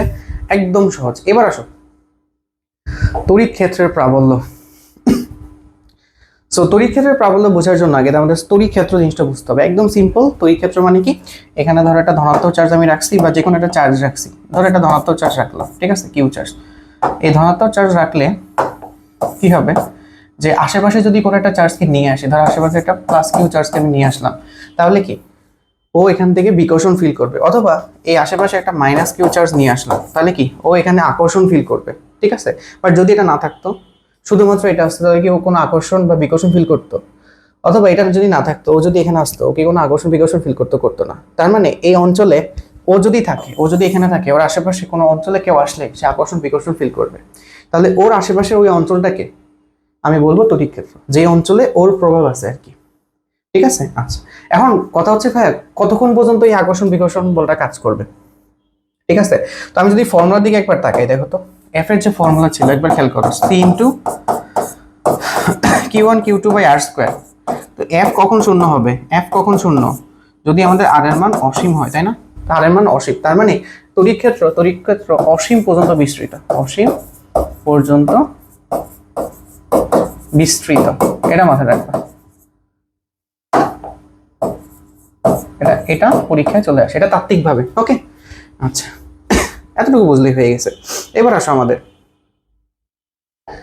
তড়িৎ তীব্রতা বা প্রাবল্য, বা তড়িৎ ক্ষেত্রের প্রাবল্য। তড়িৎ ক্ষেত্রের প্রাবল্য কি? খুবই সিম্পল, একদম সহজ। তড়িৎ ক্ষেত্রের প্রাবল্যের সাথে বল রিলেটেড।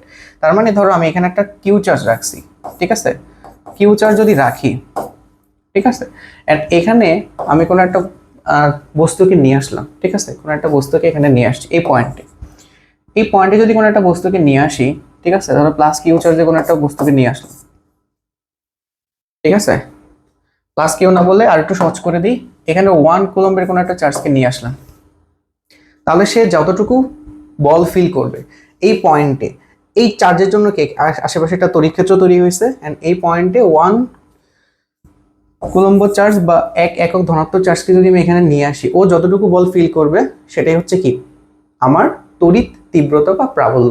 তার মানে দেখো, তড়িৎ তীব্রতা প্রাবল্য ই দিয়ে প্রকাশ করা হয়। ই ইকুয়াল টু লেখা যেতে পারে যে এফ ডিভাইডেড বাই, এখানে যদি আমি 10 কুলম্ব নিয়ে আসি, বাট হিসাব করবো 1 কুলম্বের জন্য, তার মানে 10 দিয়ে ভাগ করতে হবে, আলটিমেটলি কিউ দিয়ে ভাগ করতে হবে। ধরো এখানে আমি প্লাস কিউ চার্জ নিয়ে আসলাম, তখন আমাদের কি করতে হবে? তখন তো হিসাব করতে হবে 1 কুলম্বের জন্য, তখন কি করতে হবে? এফ কে কিউ দিয়ে ভাগ করতে হবে। তার মানে 1 কুলম্ব চার্জ ওই পয়েন্টে যে আকর্ষণ বা বিকর্ষণ বলটা ফিল করবে, সেটাই হচ্ছে আমাদের তড়িৎ তীব্রতা বা প্রাবল্য। বুঝা গেছে? ওকে। এবার দেখো, এফ এর ডিরেকশন যেদিকে হবে, ই এর ডিরেকশনও সেম দিকে। খুব সিম্পল, এটা বের করা যায়। এফ এর ডিরেকশন যেদিকে, ই এর ডিরেকশন সেম দিকে। এটার আর একটু বড় ফর্ম হয়, আরেকটা ফর্মুলা হয়, সেটা হচ্ছে কি, এফ এর মান যদি আমি বসাই এখানে, তাহলে আরেকটা ফর্মুলা পাওয়া যায়, সেটা হলো সি ইন্টু, দেখো যে Q divided by R square. দেখো দুইটা ফর্মুলা আছে, এই দুইটা ফর্মুলাই কিন্তু আমাদের লাগবে। এই একটা ফর্মুলা এন্ড এই আরেকটা ফর্মুলা, ঠিক আছে। এখানে একটা জিনিস মনে রাখতে হবে, এটা হচ্ছে কি, এটা হচ্ছে যাকে আনা হয়েছে,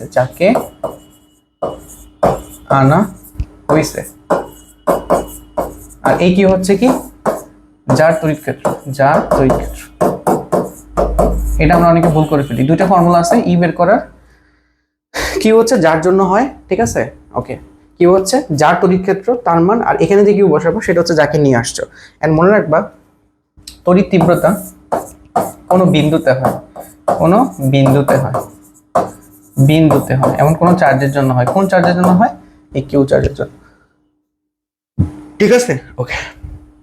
এখন হচ্ছে তড়িৎ তীব্রতার দিক কিভাবে নির্ণয় করতে হয়, খুবই সিম্পল। তড়িৎ তীব্রতার দিক নির্ণয় করার জন্য দেখো তোমাদের কাছে দুইটা অপশন থাকতে পারে। একটা হচ্ছে যে মানে দুইটা অপশন একটু খেয়াল করি আমরা। নাম্বার ওয়ান অপশন হচ্ছে আমাদের প্লাস কিউ চার্জ আছে, ওকে, আর এটা হলো কি মাইনাস কিউ চার্জ আছে। এবার দেখো এই পয়েন্টে আমাদের মনে মনে একটা ধনাত্মক চার্জ হিসাব করতে হবে, এই পয়েন্টে মনে মনে একটা ধনাত্মক চার্জ হিসাব করতে হবে। তাহলে ডিরেকশন কোন দিকে হবে চিন্তা করো তো। আমরা বলের ডিরেকশন যেভাবে বের করছি এটা ডিরেকশন সেমভাবে নির্ণয় করবো। কার সাপেক্ষে ডিরেকশন নির্ণয় করতেছি? ওর সাপেক্ষে, তার মানে ওকে স্থির ধরবো। ওকে স্থির ধরলো কি বিকর্ষণ করতো না? বিকর্ষণ করলে ডিরেকশন কোন দিকে হবে বলো? ডিরেকশন হবে এই দিকে, ঠিক আছে। আচ্ছা, ওর সাপেক্ষে বল নির্ণয় করতেছি। ও যদি ও কি করবে? আকর্ষণ করবে না? আকর্ষণ করলে কোন দিকে আকর্ষণ করবে? এদিকে আকর্ষণ করবে। বোঝা গেছে? সো ডিরেকশন নির্ণয় করতে পারলে তোমার কাছে কিন্তু একদম সহজ হয়ে যাবে একদম। ওকে, তড়িৎ তীব্রতা কি রাশি? আমাদের ভেক্টর রাশি। ওকে, এবার আসো নিষ্ক্রিয় বিন্দু বা তড়িৎ প্রাবল্য বা কোথায় বল শূন্য হবে। এটা খুবই ভাইরাল একটা কোয়েশ্চেন যে নিষ্ক্রিয় বিন্দু আসলে আমি কোথায় পাবো, অথবা কোন পয়েন্টে তড়িৎ প্রাবল্য অথবা বল শূন্য হবে। সো এটা দুইটা কেস হয়। কেস নাম্বার ওয়ান হচ্ছে কি যে সমধর্মী চার্জ দুইটাই প্লাস প্লাস অথবা দুইটাই মাইনাস মাইনাস, আর একটা হইতে পারে বিপরীতধর্মী চার্জ একটা প্লাস একটা মাইনাস এরকম। সো সমধর্মী চার্জ হলে মনে রাখবা, সমধর্মী চার্জ হলে আমাদের তড়িৎ তীব্রতা হবে মাঝখানে। কোথায় হবে? তড়িৎ তীব্রতা হবে তাদের মাঝখানে। শেষ, এতটুকু মনে রাখলেই হবে। সমধর্মী হলে কি মাঝখানে হবে?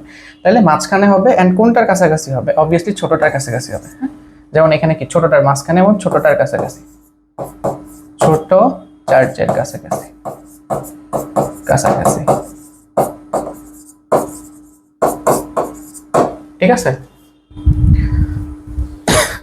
সেম পাবে মাঝখানে এবং ছোট চার্জ। ছোট চার্জ কোথায়? এখানে এই যে -20, আর এটার মধ্যে ছোট চার্জ কোনটা? 20 না? তো এখানে হবে। ঠিক আছে, শুধু মানের দিক থেকে ছোট চার্জ। ছোট চার্জ কিভাবে হিসাব করবো? ছোট চার্জ হিসাব করা হয় শুধু মান দিয়ে, হিসাব করা হয়, হিসাব করা হয় শুধু মান দিয়ে, শুধু মান দিয়ে। ঠিক আছে, মান দিয়ে শুধু হিসাব করবা। যেমন আমি যদি বলি -10 আর -20, এই দুইটার মধ্যে ছোট কে? অনেকে বলবে -20 ছোট, যদি তুমি নেগেটিভ হিসাব করবো না। ছোট হচ্ছে এটা, এটা ছোট। ঠিক আছে, এইটা হচ্ছে ছোট, শুধু মান দিয়ে হিসাব করবো। ক্লিয়ার? ওকে। এরপরে তো তুমি হচ্ছে এটা দুইভাবে করতে পারো। নিষ্ক্রিয় বিন্দু বের করার জন্য, নিষ্ক্রিয় বিন্দু বের করার জন্য তুমি আইদার f1 e1 = e2 বসাইতে পারো। ঠিক আছে, অথবা অথবা খুব রেয়ার ইউজ করা দরকার হবে, রেয়ার f1 = f2 ইউজ করতে পারো।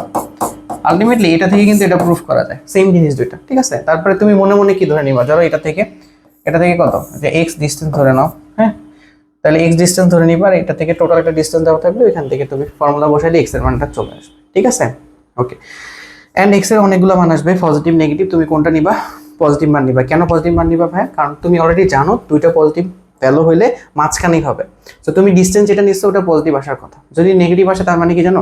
তুমি মাঝখানে নিছো না, মানে এদিক থেকে তো এদিকে গেছো, তার মানে নেগেটিভ মানে তুমি উল্টা দিকে। উল্টা দিকে কোন দিকে বোঝায়? বাইরের দিকে বোঝায়। বাইরের দিকে তো হবেই না, কারণ এটা তো আমি আগে থেকেই জানি। এই জন্য অলওয়েজ পজিটিভ মানগুলো নিবা। এক্স এর কি মান নিবা? এক্স এর পজিটিভ মান নিবা।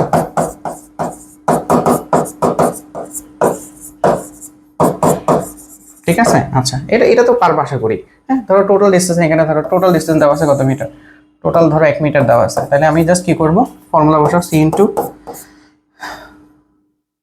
q1 ডিভাইডেড বাই ডিসটেন্স হলো x² ইকুয়াল টু হচ্ছে c into q2 divided by 1 minus x square. এখান থেকে x এর মানটা সলভ করতে হবে। একটা লাইন এখানে ইয়ে করতে পারো যেটা কাজের দেয়। দেখো আমি 1 minus x whole square divided by x square equal to, দেখো লিখতে পারি কত? q1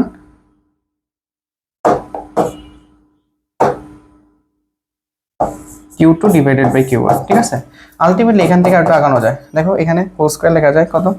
1 minus x divided by x whole square. Whole square না লিখে আমি এটাকে রুট ওভার এখানে নিয়ে যাই, q2 ডিভাইডেড বাই q1। হ্যাঁ, তুমি এখানে চাইলে প্লাস মাইনাস দিতে পারো, না দিতে পারো, কারণ অলরেডি আমরা কোন মান নিয়ে কাজ করব? পজিটিভ মান নিয়ে কাজ করব। ওকে, আচ্ছা। এরপরে দেখো এই জিনিসটা থেকে আরেকটু কাজ করা যায়। কি কাজ করা যায়?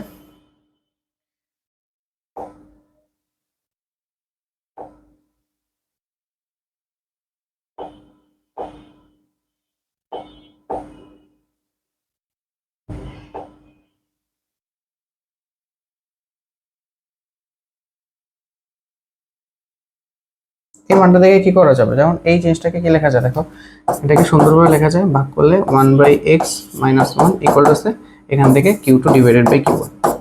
সো দেখো এক্সটা কিন্তু আলাদা হয়ে গেছে, এবার ওয়ানটাকে ওই পাশে নিবা প্লাস হয়ে যাবে, তারপরে এক্সটা উল্টে দিলে তুমি এক্স এর মানটা পেয়ে যাবে। ঠিক আছে, ওকে, আই গেস এটাতে কোনো প্রবলেম নাই। সেম কাজ করবে এখানে এসে, এখানে একটু চেঞ্জ হবে। বিপরীতধর্মী চার্জ হলে তাদের নিষ্ক্রিয় বিন্দু হবে কোথায়, নিষ্ক্রিয় বিন্দু হবে বাহিরে, নিষ্ক্রিয় বিন্দু হবে কি বাহিরে এবং ছোট চার্জের কাছাকাছি, এবং ছোট চার্জের কাছাকাছি, ছোট চার্জের কাছাকাছি। ঠিক আছে,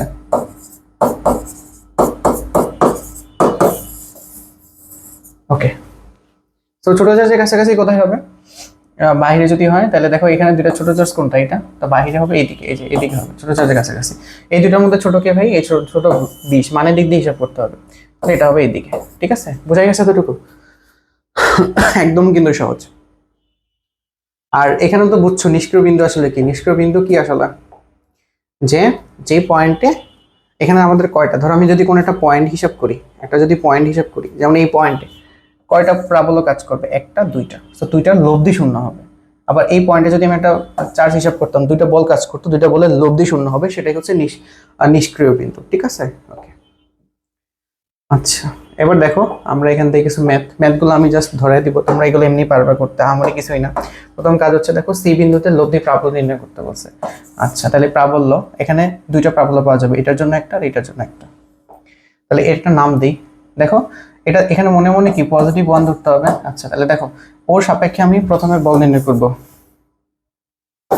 ই এ সি, এটাকে আমি E1 দিলাম, তাহলে সি ইন্টু কত হবে, এটার যে মান যে কিউ এ ডিভাইডেড বাই এটা ডিস্টেন্স। ঠিক আছে, ডিস্টেন্স হচ্ছে ধরো এসি ধরলাম, বা আর ধরতে পারো, সমস্যা নেই, এগুলো নিয়ে যেটা ইচ্ছে ধরবা। আচ্ছা, এটা ডিরেকশন কোন দিকে হবে, দিক দিক দিক দিক কোন দিকে হবে বলো তো, পজিটিভ নেগেটিভ নিচের দিকে আকর্ষণ করবে, এদিকে হবে, তার মানে সি এ বরাবর। ঠিক আছে, সি এটা পজিটিভ এটা পজিটিভ, তাহলে কোন দিকে কাজ করবে, বিকর্ষণ করবে নাকি স্থির ধরলে। আচ্ছা, সেম ভাবে তুমি এখান থেকে ই বিসি নির্ণয় করবা, যেটা হচ্ছে আমাদের E1, যেটা হচ্ছে E2, সি ইন্টু ডিস্টেন্স হচ্ছে কত বিসি স্কোয়ার, আর হচ্ছে কিউবি, আর দিক কত হবে ভাই, দিক হবে বিসি। এখন আমরা কি বলছি, দেখো এটা থেকে এটা বের হচ্ছে, এটাকে বের করে দিতে হবে না। ঠিক আছে, বের করে দিতে হলে ডিস্টেন্স কোন দিকে হবে, এইদিকে, তাহলে লব্ধি হবে কোন দিকে, লব্ধি হবে এই যে এইদিকে। আচ্ছা, এখন বলো যেহেতু এটা 2 2 2 সমবাহু ত্রিভুজ, তার মানে প্রত্যেকটা অ্যাঙ্গেল 60 ডিগ্রি করে, তাহলে এটা কত ডিগ্রি, 60 ডিগ্রি, তাহলে এই টোটাল অ্যাঙ্গেলটা কত ডিগ্রি আসে, 120 ডিগ্রি চলে আসবে। ঠিক আছে, তারপরে এখান থেকে বসায় দিলে কিন্তু হয়ে যাচ্ছে লব্ধি E R equal to root over E1 square E2 square 2 E1 E2 cos 120। এগুলার কি মান বসাবা, পজিটিভ মান, পজিটিভ মান। কেন নেগেটিভ কেন বসাবো না, নেগেটিভের জন্য আমি হিসাব করে ফেলছি অলরেডি। ঠিক আছে, ওকে। সি বিন্দুতে লব্ধি প্রাবল্য নির্ণয় করো, সেম হিসাব, এটা আমি করাই দিব না। আচ্ছা, এক মিনিট, ডিস্টেন্সগুলো সেন্টিমিটার না, এগুলো মিটারে নিয়ে নিও। ওকে, আচ্ছা, এখানে ডিস্টেন্সগুলো দেখো সেন্টিমিটার দেওয়া আছে। সি বিন্দুতে লব্ধি প্রাবল্য নির্ণয় করতে বলছে। আচ্ছা, তাহলে দেখো আমি এখানে মনে মনে ধনাত্মক চার্জ হিসাব করি +1, তাহলে দেখো এটা পজিটিভ এটা পজিটিভ, তাহলে কি বিকর্ষণ করবে না। আচ্ছা, তাহলে বিকর্ষণ করলে এটা ডিরেকশন ধরবো এদিকে। হ্যাঁ, ওকে, এটা কি পজিটিভ নেগেটিভ আকর্ষণ করবো ডিরেকশনের দিকে। দেখো এটাকে বের করে দিতে হবে, তার মানে ডিরেকশনটা হবে এদিকে। হ্যাঁ, লব্ধি কোন বরাবর হবে, মাঝখানে। এখন দেখো এই অ্যাঙ্গেল কত, অ্যাঙ্গেলটা বের করে ফেলবা, অ্যাঙ্গেল কত হবে, এখানে তুমি মান বসাবা, একটা হচ্ছে E1 বের করবো প্রথমে, তারপরে E2 বের করবা, দুইটা কি মান বসাবা, পজিটিভ ভ্যালু বসাবা, লব্ধি ফর্মুলা। অ্যাঙ্গেল কত ডিগ্রি হবে দেখো তো, এটা যদি 60 ডিগ্রি হয়, এটা দেখো সমদ্বিবাহু ত্রিভুজ 2 2 সমদ্বিবাহু ত্রিভুজ মনে হইতেছে, তাহলে এটা 60 হলে এটা 70 হলে এটা কত হবে, 70 হবে, কারণ সমদ্বিবাহু ত্রিভুজে বিপরীত কোণগুলো সমান হয়। ওকে, তার মানে এই অ্যাঙ্গেলটা কত ডিগ্রি বলো, এটা 70 এটা 70 হলে 140 না, তার মানে এটা হয় 40 ডিগ্রি, 180 তো টোটাল, তাই না, 40 ডিগ্রি, এটা 40 ডিগ্রি হলে এই টোটাল 100 কত হবে, 140 ডিগ্রি। ঠিক আছে, তাহলে আলফার মান 140, আলফার মান কত বসাই দিলে তোমার এখান থেকে হয়ে যাইতেছে। ক্লিয়ার? আচ্ছা, এবার আসো, এটাও সহজ, একদম সহজ। সি বিন্দুতে দুইটা আমি প্রাবল্য পাবো, দুইটার জন্য দুইটা, তো ডিস্টেন্স তো দেওয়া থাকা দরকার ছিল, ডিস্টেন্স দেওয়া থাকবে, এটা নিয়ে টেনশন নাই। এটা হচ্ছে ধরো 1 সেন্টিমিটার দেওয়া আছে, আর এই ডিস্টেন্সটা দেওয়া আছে 2 সেন্টিমিটার, বেশি মনে হচ্ছে না? এটা ধরো হচ্ছে, এটা ধরো 5 সেন্টিমিটার, এটা 3 সেন্টিমিটার। ওকে, খুব সিম্পল। আমাদের দিয়ে কাজ হচ্ছে কি ডিরেকশন নির্ণয় করা। সরলরেখা বরাবর থাকলে তোমার দুইটা আইদার কি হবে, লব্ধি নির্ণয় করার ক্ষেত্রে আইদার যোগ হবে নাহলে বিয়োগ হবে। খুব সিম্পল, এটা বিয়োগ হবে বুঝে যেতেছে। এখানে আমি পজিটিভ চার্জ ধরে নিব। হ্যাঁ, তাহলে দেখো তো এই দুইটার মধ্যে কি হবে, আকর্ষণ। তাহলে দেখো তো ডিরেকশন কোন দিকে হবে, আমি যদি ইবিসি ডিরেকশনটা কোন দিকে হবে দেখো তো, এইদিকে না উল্টা দিকে।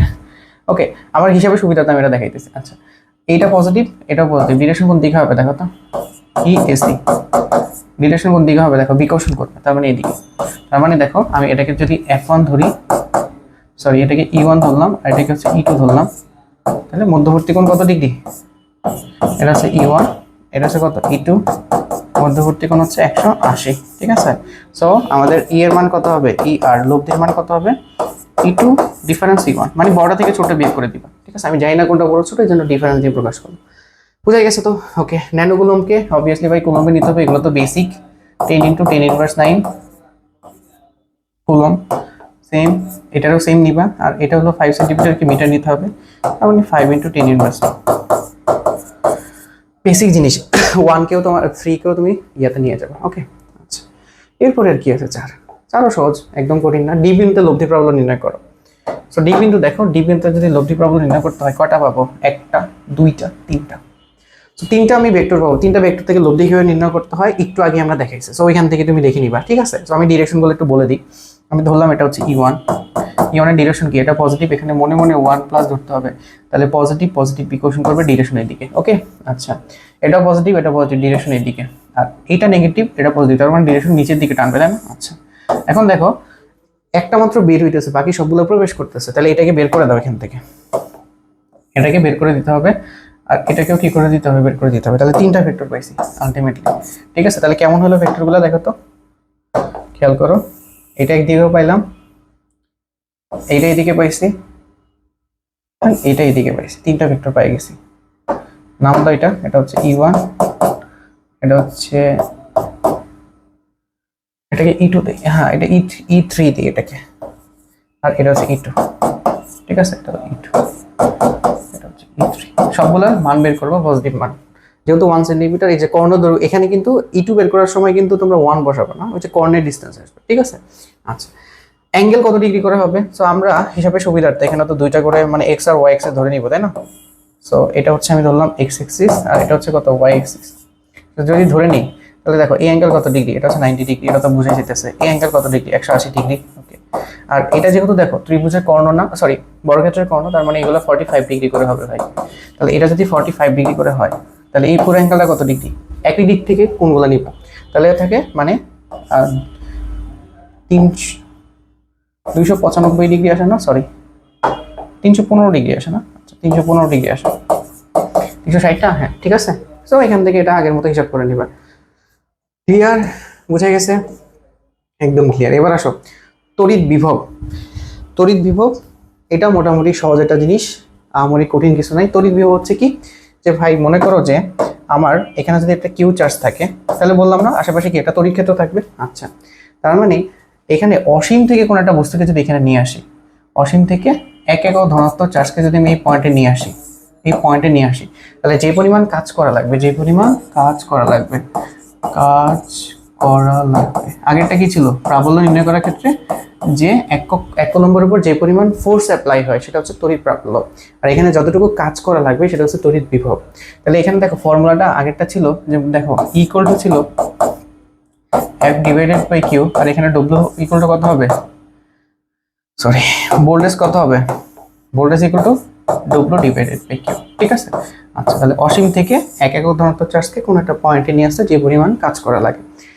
এখন এটার দুইটা ফর্মুলা, আর এটা ফর্মুলা আছে যদি আমি ডব্লিউর মান বসাই, যে W equal to F into R না, বল ইন্টু সরণ। সো এখান থেকে বসালে আমরা এই ডিস্টেন্সটা পাবো, দেখো যে সি ইন্টু যে কিউ ডিভাইডেড বাই আর। দুইটা ফর্মুলা পাওয়া যাইতেছে, বেসিক্যালি দুইটা ফর্মুলা পাওয়া যাইতেছে। এই দুইটা ফর্মুলা কিন্তু আমার এখানে লাগবে। হ্যাঁ, আবার পরিচয় দিয়ে দিই, এটা হচ্ছে কি যার তড়িৎ ক্ষেত্র, আগের মতো যার তড়িৎ ক্ষেত্র, আর এই কিউ কি যাকে নিয়ে আসা হয়েছে, যাকে নিয়ে আসলাম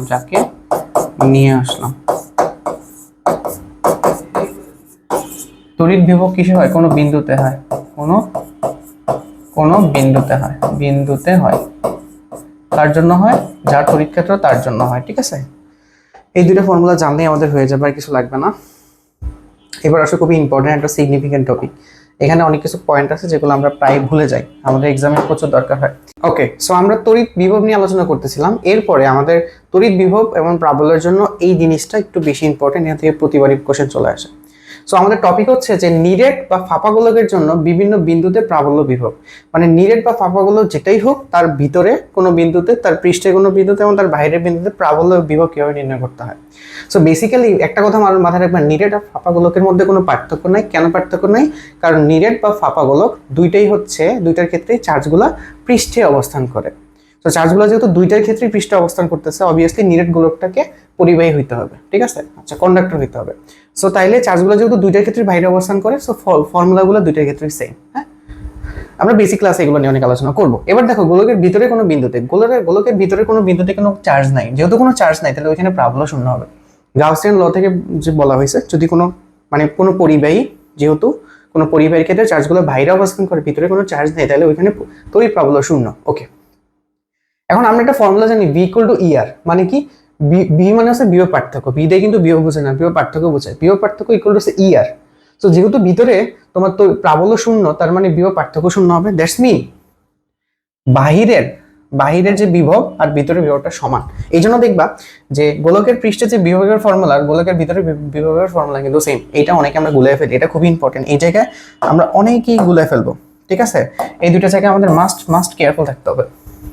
যদি তোমাকে বলে কোনো গোলকের ব্যাসার্ধ 5 সেন্টিমিটার, বাট বলছে গোলকের সেন্টার থেকে 3 সেন্টিমিটার দূরত্ব হচ্ছে, তুমি বিভব বের করো, অবভিয়াসলি আর এর মানটা 5 বসাইতে হবে, 3 বসানো যাবে না, কারণ পৃষ্ঠের ভিতরে কিন্তু সেম। ওকে, আচ্ছা, আর গোলকের পৃষ্ঠে তো প্রাবল্যের ফর্মুলা নর্মালি যেটা বসে সেটা বসবে, আর এর জায়গায় মানে হলো ওই যে স্মলার এর জায়গায় ক্যাপিটাল আর ব্যাসার্ধ বসবে। গোলকের বাইরের ফর্মুলা সেম, বিভবের ফর্মুলা একদম সেম। সো এই দুটো জায়গাতে সবাই ভুল করে, এগুলো একটু খেয়াল রাখবে। ওকে, আচ্ছা, এইবার আসো আমাদের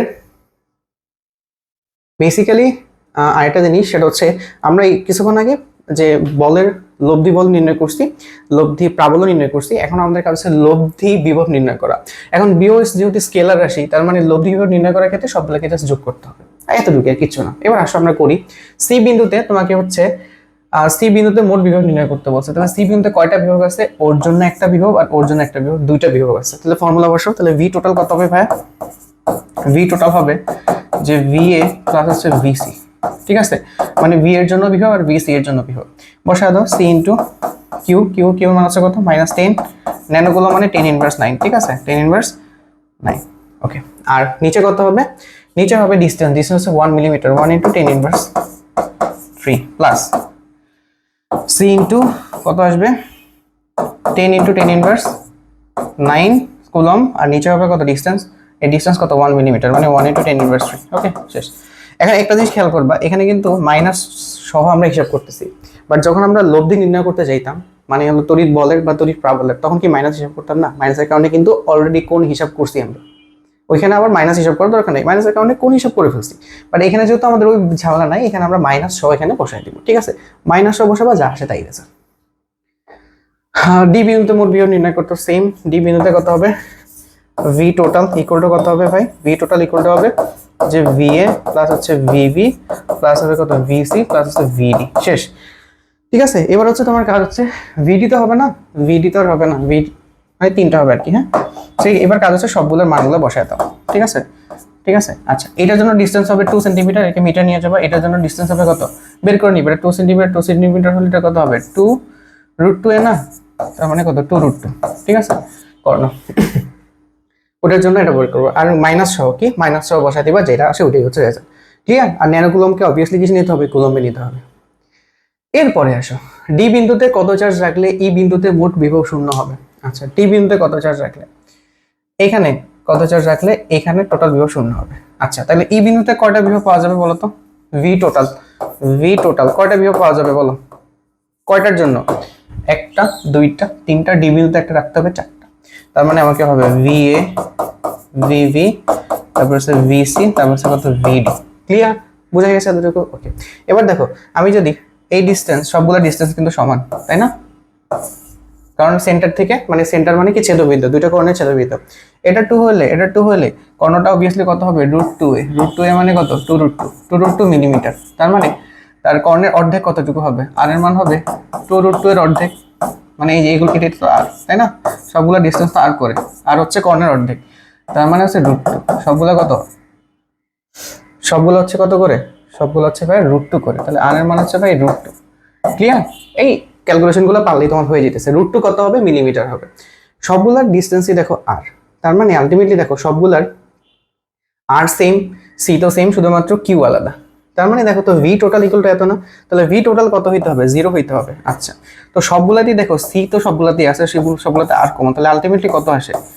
Q A, Q B, Q Q C plus হচ্ছে কিউ ডি, এই টোটাল মান কত? এই তো এত।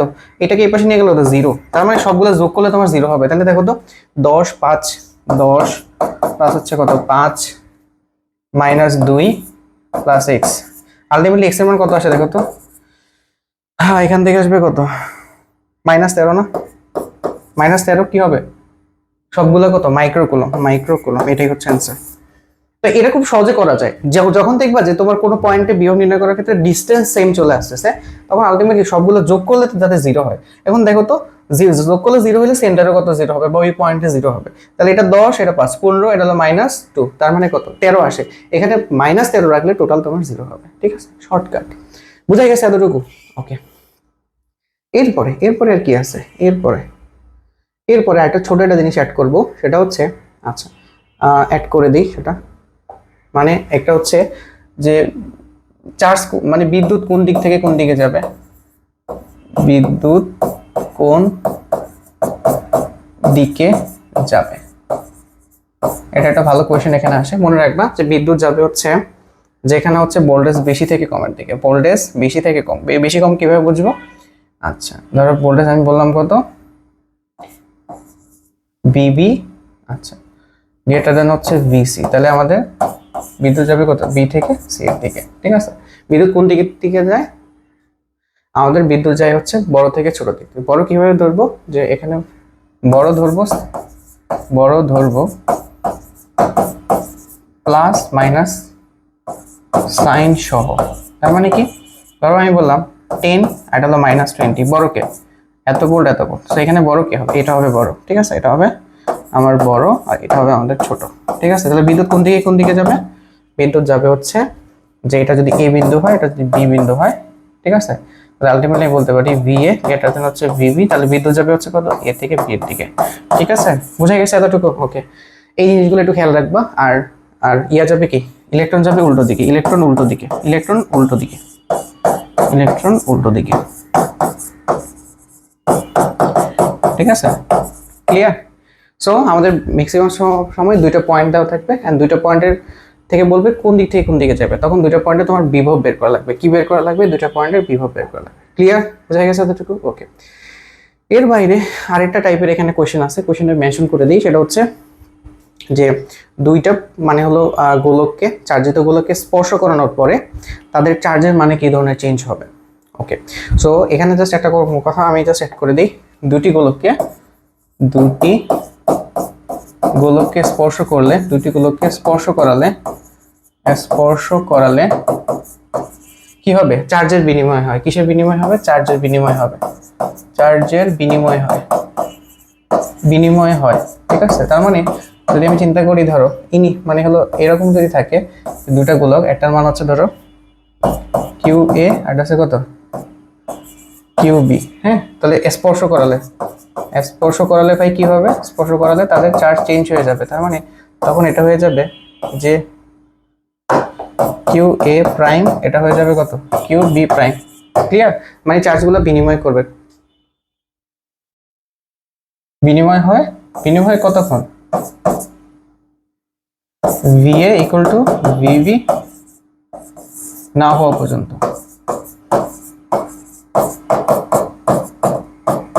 এটা থেকে দুই একটা ম্যাথ করে নিবা। হ্যাঁ, তার মানে তাদের মানে বিভবের মান সমান না অবধি তাদের মধ্যে চার্জের বিনিময় চলে। ক্লিয়ার? বোঝা গেছে এতটুকু? ওকে, তবে যদি সাইজ ছোট হয়, মানে সাইজ যদি দুইটা সমান হয়, তাহলে দুইটা সমানভাবে চার্জ নিয়ে নেয়। আর কম বেশি যদি হয়, সাইজ যদি ছোট বড় হয়, তাহলে চার্জগুলো নিবে কিভাবে, ভি আর ভিভি ডিপেন্ড করে, ওইখানে বসায় দিবা। ঠিক আছে, ক্লিয়ার? চার্জ যদি দুইটার আকার সমান হয় তাহলে অর্ধেক অর্ধেক করে নিয়ে যাবে, আর যদি আকার সমান না হয় এটা দিয়ে বসায় বের করবা যে কতটুকু নিতে পারে, এরকম ম্যাথ দেখবা আছে। বিভাগটা আমরা শেষ করছি। লাস্টে এখানে একটা গ্রাফের জিনিস আছে, গ্রাফটা ইম্পর্টেন্ট, আমি জাস্ট সিম্পলি ইয়ে করে দিই। দুইটা জিনিস আছে এখানে, সেটা হচ্ছে মনে আছে কিনা যে বিভাগের গ্রাফটা কেমন হবে। এটা হচ্ছে তোমার আর মানে ডিস্টেন্স, এটা হচ্ছে বিভব। বিভব আমাদের এটা হলো সেন্টার 0, ঠিক আছে, এটা হলো কেন্দ্র। কেন্দ্রতে আর মান কত, 0 না? সো কেন্দ্রতে আমাদের বিভব কত হয়, পৃষ্ঠের সমান। সো কতক্ষণ পর্যন্ত থাকতে থাকে, মানে আর ব্যাসার্ধ পর্যন্ত বিভবের মানটা কি সমান থাকতে থাকে, তারপরে হচ্ছে কি কমতে থাকে আস্তে আস্তে, এরকম গ্রাফ। আর সেম ভাবে আমাদের আরেকটা গ্রাফ হবে, একটা হচ্ছে ভাই আর এর সাথে ই এর গ্রাফ। আমাদের 0তে এটা কত, 0 থাকে না, 0 থেকে আর পর্যন্ত প্রাবল্য কত, 0 থাকে। এরপরে আর আরে হচ্ছে কি প্রাবল্য হয় ম্যাক্সিমাম, প্রাবল্য হয় ম্যাক্সিমাম, সরি ম্যাক্সিমাম হওয়ার পরে তারপরে আবার এভাবে কমতে থাকে। ঠিক আছে, অসীমে যায় মিলিত হবে। So this is the graph. এই যে ই এর সাথে আর এর সম্পর্ক, বি এর সাথে আর এর সম্পর্ক। এবার আসো তড়িৎ দ্বিমেরু। তড়িৎ দ্বিমেরু কি, সোজা হিসাব, এই দুইটা সমধর্মী চার্জ মানে হলো স্বল্প দূরত্বে। ঠিক আছে, বিপরীতধর্মী চার্জ সমান ও বিপরীত চার্জ, বিপরীত চার্জ স্বল্প দূরত্বে থাকলে, কি দূরত্বে ভাই, স্বল্প দূরত্বে থাকলে, এক্সাম্পল কি, যে -q আর হচ্ছে +q। ঠিক আছে, সমান এবং বিপরীত চার্জ স্বল্প দূরত্বে আছে, এটাকে আমরা তড়িৎ দ্বিমেরু বলবো। আচ্ছা, তো আমরা এই ডিসটেন্সটাকে আমরা বলবো তড়িৎ দ্বিমেরু অক্ষ। এটাকে কি বলবো, দ্বিমেরু অক্ষ। দ্বিমেরু অক্ষ, এই অক্ষটাকে আমরা 2l হিসেবে ধরবো। ঠিক আছে, মানে এটাকে আমি ধরবো l, এটাকে আমি ধরবো l। সো আমি অক্ষটাকে কত ধরবো, 2l হিসেবে ধরবো, হিসাবে সুবিধার্থে। হ্যাঁ, হিসাবে সুবিধার্থে, আমাদের ম্যাথমেটিক্স করতে যাতে সুবিধা হয়। এখানে একটা জিনিস আছে, দ্বিমেরু ভ্রামক। দ্বিমেরু ভ্রামক, দ্বিমেরু ভ্রামক কেমনে নির্ণয় করে, পি এর একটা ভেক্টর। সো এটার মান হচ্ছে তোমার যে কোনো একটা চার্জ ইনটু তার মধ্যবর্তী দূরত্ব। হ্যাঁ, ঠিক আছে, দ্বিমেরুটা কি হবে, যে কোনো একটা চার্জ এবং তাদের মধ্যবর্তী দূরত্ব। এবং এর ডিরেকশন কোন দিকে কাজ করে ভাই, ডিরেকশন কাজ করে নেগেটিভ থেকে negative to positive charge, negative to positive charge. এই কতগুলো ইনফরমেশন মাথায় রাখতে হবে, পজিটিভ চার্জ। ওকে, এতটুকু মনে রাখলে হবে। সো দ্বিমেরুর ক্ষেত্রে আমাদের বেসিক্যালি কি জিনিস লাগে, দ্বিমেরুর ক্ষেত্রে হচ্ছে আমাদের যেমন একটা টাইপ 1-এ হচ্ছে আমরা দ্বিমেরু অক্ষের উপর কোনো বিন্দুতে প্রাবল্য বিভব, এটা তো আমারই কিছু না ভাই, মানে দ্বিমেরু এগুলো আমরা করে ফেলছি। দেখো জাস্ট আমাদের একটা -q চার্জ থাকবে আর এটা হচ্ছে ধরো +q চার্জ থাকবে। তো দ্বিমেরু অক্ষ তো বুঝতে পারছো, দ্বিমেরু অক্ষ কোনটা, এই যে এটা। তো দ্বিমেরু অক্ষের কোনো একটা বিন্দুতে ধরো আমি এই পয়েন্টে হচ্ছে সি পয়েন্ট, এটা একটা নাম দিলাম, এটা হচ্ছে এ, এটা হচ্ছে বি, এটা হলো সি। সি বিন্দুতে আমাদের কি, সি বিন্দুতে হচ্ছে প্রাবল্য, এটা আমরা অলরেডি করে আসছি না এরকম জিনিস, দুইটা বিন্দুর জন্য মানে দুইটা চার্জের জন্য তার এই অক্ষের উপর কোনো বিন্দুতে প্রাবল্য করে আসছি, বিভব করে আসছি। বিভবের ক্ষেত্রে কি করবো, মাইনাস সহ হিসাব করে যোগ করে দিবা আলটিমেটলি, একদম সহজ। ওকে, তারপর বলছে দ্বিমেরু অক্ষের লম্ব সমদ্বিখণ্ডকের কোনো বিন্দুতে প্রাবল্য, এটা আরো সহজ। মানে ধরো আমি বললাম এখানে আমাদের -q চার্জ আছে, এখানে আমাদের +q চার্জ আছে। ওকে, তো এর দুইটা কানেক্টিং পয়েন্টটা দেখো এরকম কানেক্ট হইতেছে। লম্ব সমদ্বিখণ্ডক মানে কি, এমন একটা রেখা যেটা এর মাঝখান দিয়ে এটাকে কি করবে, সমদ্বিখণ্ডিত করবে। হ্যাঁ, এমন লম্বভাবে যাবে। ওকে, তো লম্ব সমদ্বিখণ্ডকের কোনো একটা পয়েন্টে আমাদের হচ্ছে প্রাবল্য বের করতে বলছে, বিভবটা পরে বের করি, প্রাবল্য বের করতে বলছে। তাহলে কি করব, দেখো ডিরেকশন দিয়ে দিই সুন্দর মতো, এটাকে আমি +1 ধরে নিই।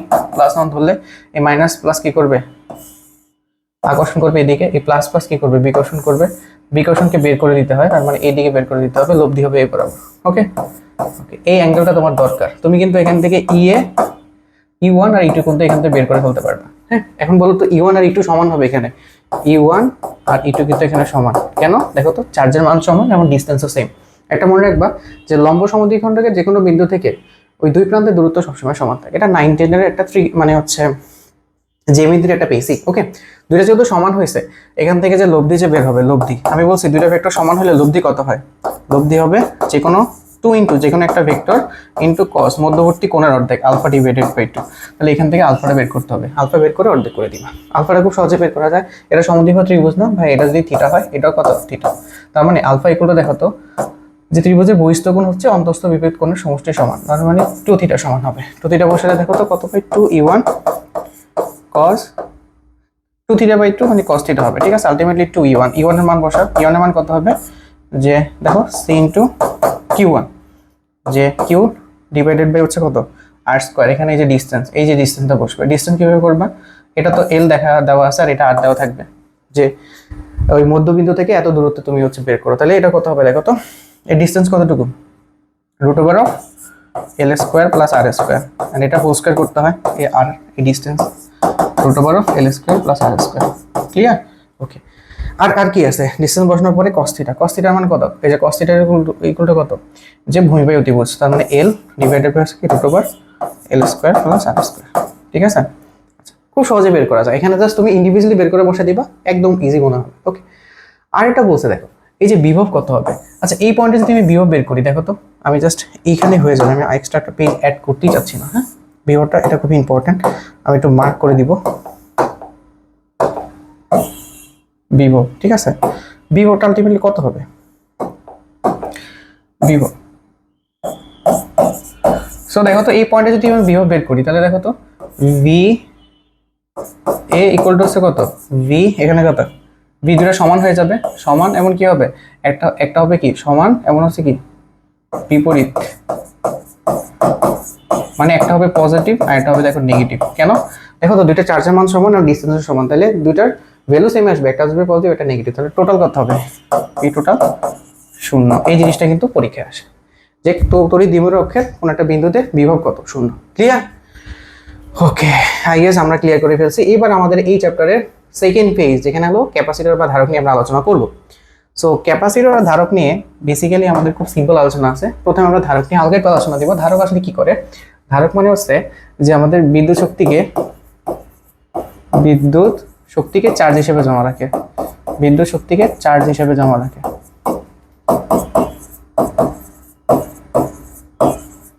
আর এটা অনেকগুলো কাজ আছে। ধারক মেইনলি হচ্ছে দেখবা ফ্যানে হচ্ছে ক্যাপাসিটি ইউজ করা হয়, ক্যাপাসিটর কাজ হচ্ছে ইনিশিয়েটর হিসেবে কাজ করা বা ইনিশিয়াল টর্ক দিয়ে ফ্যানটাকে ঘুরতে সাহায্য করা। আর অনেকগুলো কাজ আছে, আমরা এসি থেকে ডিসি করার সময় স্মুথ করার জন্য আমরা হচ্ছে ক্যাপাসিটর ইউজ করি। হ্যাঁ, আচ্ছা ক্যাপাসিটর মেইনলি যে জিনিসটা থাকে সেটা হচ্ছে দুটো ধাতব প্লেট থাকে। হ্যাঁ, দুটো ধাতব প্লেট থাকে, এন্ড এটাকে আমরা একটা ব্যাটারি দিয়ে আমি এটাকে চার্জ এবং ডিসচার্জ করতে পারি। হ্যাঁ, আচ্ছা সো এখানে এই যে এখানে কিছু ধাতব প্লেট থাকে,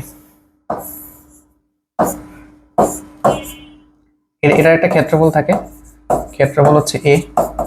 নর্মালি আমি একটা প্যারালাল ক্যাপাসিটর নিয়ে আলোচনা করতেছি, আর এদের মধ্যে একটা ডিসটেন্স থাকে। হ্যাঁ, ডিসটেন্স হচ্ছে ডি, আর মাঝখানে একটা অপরিবাহী থাকে, অপরিবাহী হিসেবে ডাইইলেকট্রিক থাকে, অপরিবাহী হিসেবে। ঠিক আছে, ক্লিয়ার? অপরিবাহী থাকে, ওর মাঝখানে অপরিবাহী থাকে। সো অপরিবাহী যত বেশি রাখবো ক্যাপাসিটেন্স তত বেশি হবে। ঠিক আছে, আচ্ছা সো কি হয় যে এখান থেকে আমরা যেহেতু যে এখান থেকে কি করা হয় আমরা জানি কি আই সাপ্লাই হয় না। আচ্ছা সো এখান থেকে যে কিউটা, আই মানে হচ্ছে কি তড়িৎ সাপ্লাই দেওয়া, তড়িৎ আই মানে হচ্ছে কত কিউ বাই টি না, আই মানে কত কিউ বাই টি। তার মানে এখান থেকে যে টোটাল কিউটা সাপ্লাই দেওয়া হয়, হ্যাঁ সেই কিউটা এখানে এসে কি জমা হয়। ঠিক আছে, এন্ড জমা হওয়ার পর অটোমেটিক কি হয়, লাইনটা ডিসকানেক্ট হয়ে যায়, তখন আর এখান থেকে কোনো তড়িৎ প্রবাহ চলে না। হ্যাঁ, তার মানে এখানে যদি আমি কিউ চার্জ সাপ্লাই দিই, এখানে কিউ চার্জ এসে জমা হবে, এখানে পজিটিভ এখানে নেগেটিভ। এতটুকু জানলেই হয়ে যাবে আমাদের। হ্যাঁ, এবার দেখো আমাদের আরেকটা জিনিস আছে, সেটা হচ্ছে এখানে একটা টপিক, সেটা হচ্ছে আমাদের দ্বারকত্ব। ঠিক আছে ভাই, কি টপিক হচ্ছে দ্বারকত্ব। দ্বারকত্ব জিনিসটা কি, যে দ্বারকত্ব হচ্ছে দেখো আমি যদি কোনো একটা ইয়ের মধ্যে চার্জ সাপ্লাই করি, ঠিক আছে, তার মানে তার বিভব বেড়ে যাবে না। আচ্ছা তো দ্বারকত্ব মানে হচ্ছে যে C equal to capacitance equal to Q divided by V. তার মানে এক বিভব পার্থক্য তৈরি করতে কত চার্জ লাগে।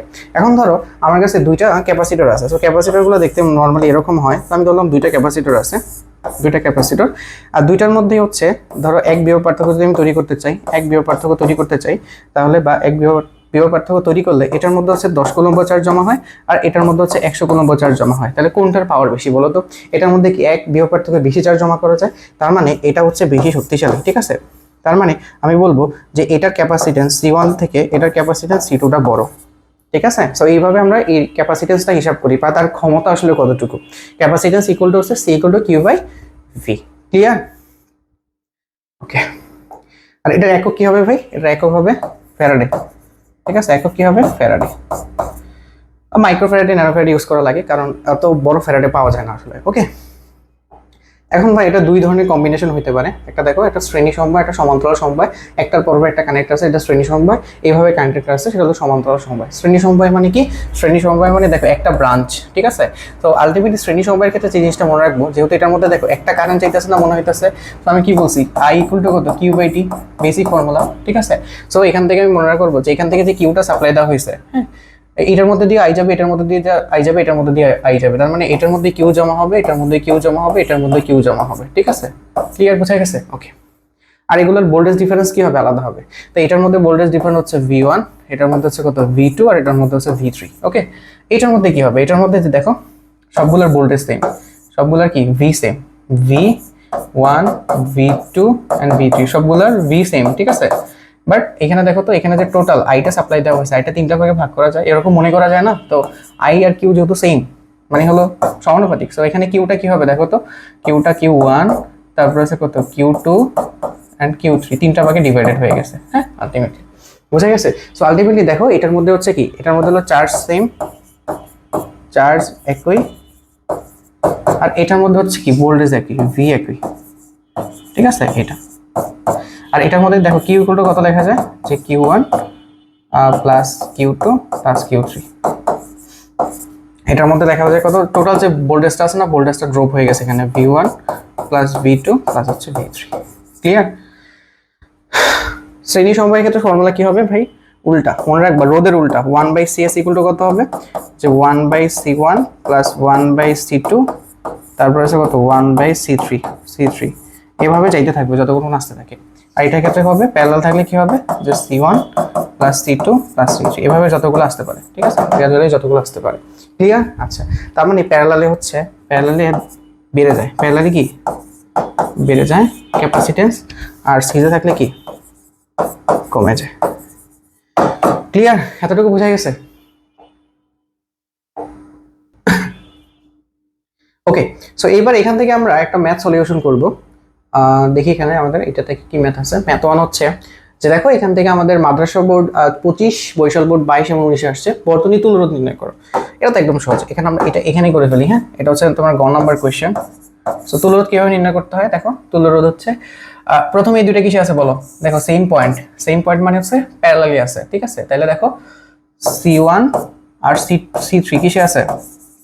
C1 আর C3 আছে প্যারালালি, তাহলে দুটাকে যোগ করে দাও, তাহলে আমাদের CP কত হবে? দুইটা যোগফল C1 প্লাস C3 যোগ করলে কত আসে?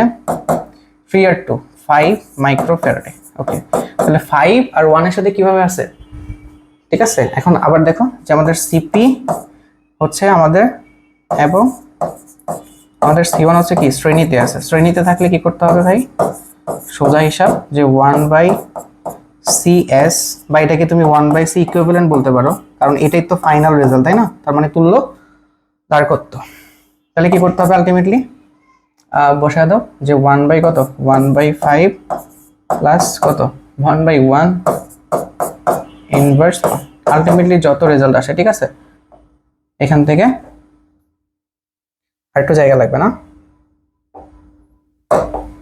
এতটুকু জায়গা নেই আমরা। ওকে, সো আলটিমেটলি এখান থেকে দেখো, এখান থেকে আলটিমেটলি ওই যে সি ইকুইভ্যালেন্ট ইকুয়াল টু কত আসবে? উপরে হবে কি? উপরে জানি কি হয়? উপরে হচ্ছে আমাদের গুণফল, নিচে যোগফল, তার মানে 5 ডিভাইডেড বাই 6, তাই না? উপরে গুণফল হবে না দুটার, নিচে যোগফল 5 ডিভাইড বাই 6, এত মাইক্রোফ্যারাডে। তো হয়ে গেছে মোটামুটি, খারাপ না। এবার দেখো আমাকে বলছে C1 C2 C3 চার্জ নির্ণয় করা। চার্জ নির্ণয় করতে হবে, খুবই সহজ। চার্জ নির্ণয় করার জন্য দেখো আমি কি করব, আমাদের হচ্ছে এক্সট্রা কোয়েশ্চেন, এক্সট্রাটা হচ্ছে আমরা সলিউশন করব। হ্যাঁ, তো দেখো এখানে আমরা টোটাল চার্জ নির্ণয় করব আগে প্রথমে, কারণ সার্কিটের টোটাল চার্জ নির্ণয় করতে হবে। তাহলে আমি যদি কিউ টোটাল বের করতে চাই, কিউ টোটাল, কিউ ফর্মুলাটা কি ভাই? দেখো সি ইকুয়াল টু হচ্ছে কিউ ডিভাইডেড বাই ভি। তার মানে দেখো এখান থেকে লেখা যায় কিউ ইকুয়াল টু লেখা যায় সিবি, তাই না? আচ্ছা, সো কিউ টোটাল যখন বের করবা তখন তোমার কি সি ইকুইভ্যালেন্ট টোটাল বসাইতে হবে। তাহলে সি ইকুইভ্যালেন্ট বসাবা আর ভি টোটাল বসাবা। সি ইকুইভ্যালেন্ট কত?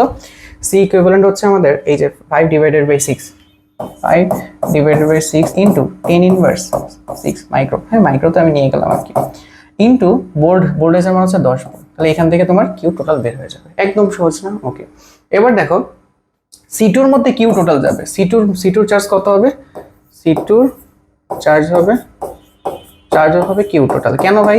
কারণ দেখো কিউ টোটালটা প্রথমে দুই ভাগে ভাগ হয়ে আবার এখানে কিন্তু মিলিত হয়ে গেছে। তার মানে এখান থেকে কি ছিল খেয়াল করো একটু, এখান থেকে আমাদের কিউ ছিল, কিউটা এখান থেকে কি Q1 এ ভাগ হয়েছে, এখানে Q3 তে ভাগ হয়েছে, ভাগ হয়ে এখানে আবার মিলিত হয়ে গেছে, এটা আবার কিউ হয়ে গেছে, তাই না? আচ্ছা এটা গেল। আর হচ্ছে তোমার C1 আর C3 তে কি হবে?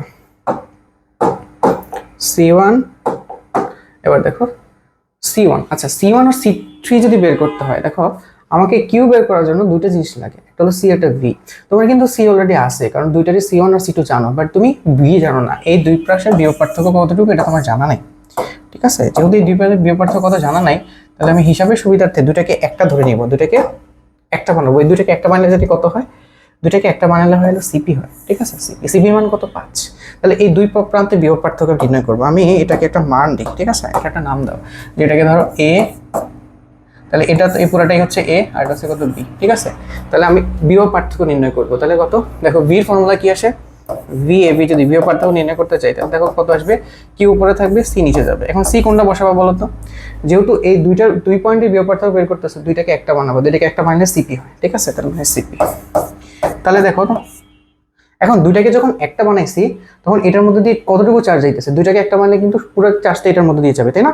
টোটাল চার্জ, তাহলে Q3, এই যে 5 ডিভাইডেড এই যে এখানে যত আসে, এটা রেজাল্ট আমরা বের করে নিই। হ্যাঁ,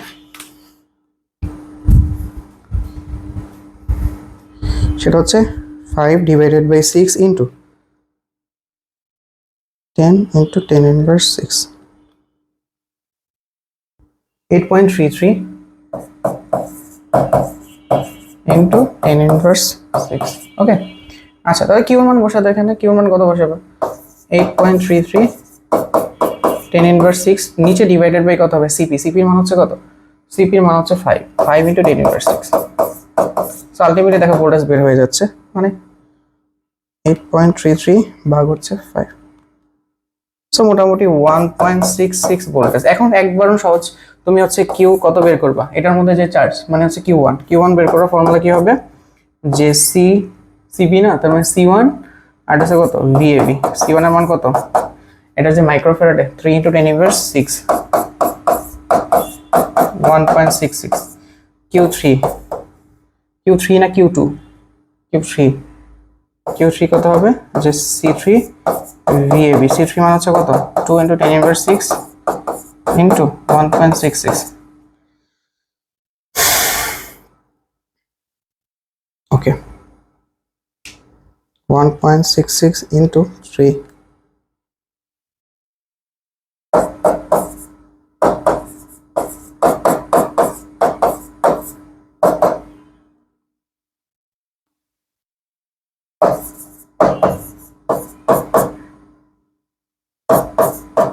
এখন দেখো এই দুটো যোগ করলে যদি তোমার এটা সমান হয় তাহলে তোমার রেজাল্ট ঠিক আছে, আই গেস সমান হয়ে যাবে, তাই না? আচ্ছা আমরা যোগ করে দেখি, 4.98। হ্যাঁ সমান হয়ে গেছে।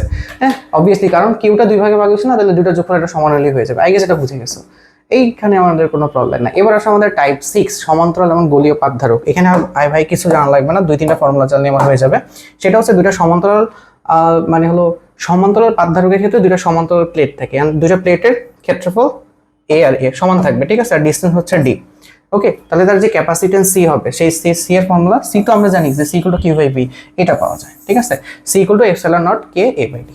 এপসাইলন নট তো বোঝা গেছে মান কি? কে মান হচ্ছে যে মিডিয়াম থাকবে, এইখানে কে এর মান যত আসে, ঠিক আছে? কে এর মান ধরো 1 থাকলে 1 বসাবা, কিছু না বললে বায়ু মাধ্যমে কত? বায়ু মাধ্যমে তো কে এর মান 1, তাই না? আচ্ছা কিছু আর যদি বায়ু দেওয়া থাকে কে এর মান বসাই দিবা, ঠিক আছে? ওকে, এতটুকু জানলেই আমাদের অলমোস্ট এখানে হয়ে যায়। হ্যাঁ, এবার আসো, আমাদের কিছু কম্বিনেশন আছে। যেমন যেহেতু আমরা ফর্মুলা জানি যে এটা হলো কি epsilon nought A K by D, বায়ু মাধ্যমের জন্য 1 বসাবো। হ্যাঁ, আচ্ছা আজান দিতেছে, আমরা একটু ব্রেক নিব, ছোট একটা ব্রেক।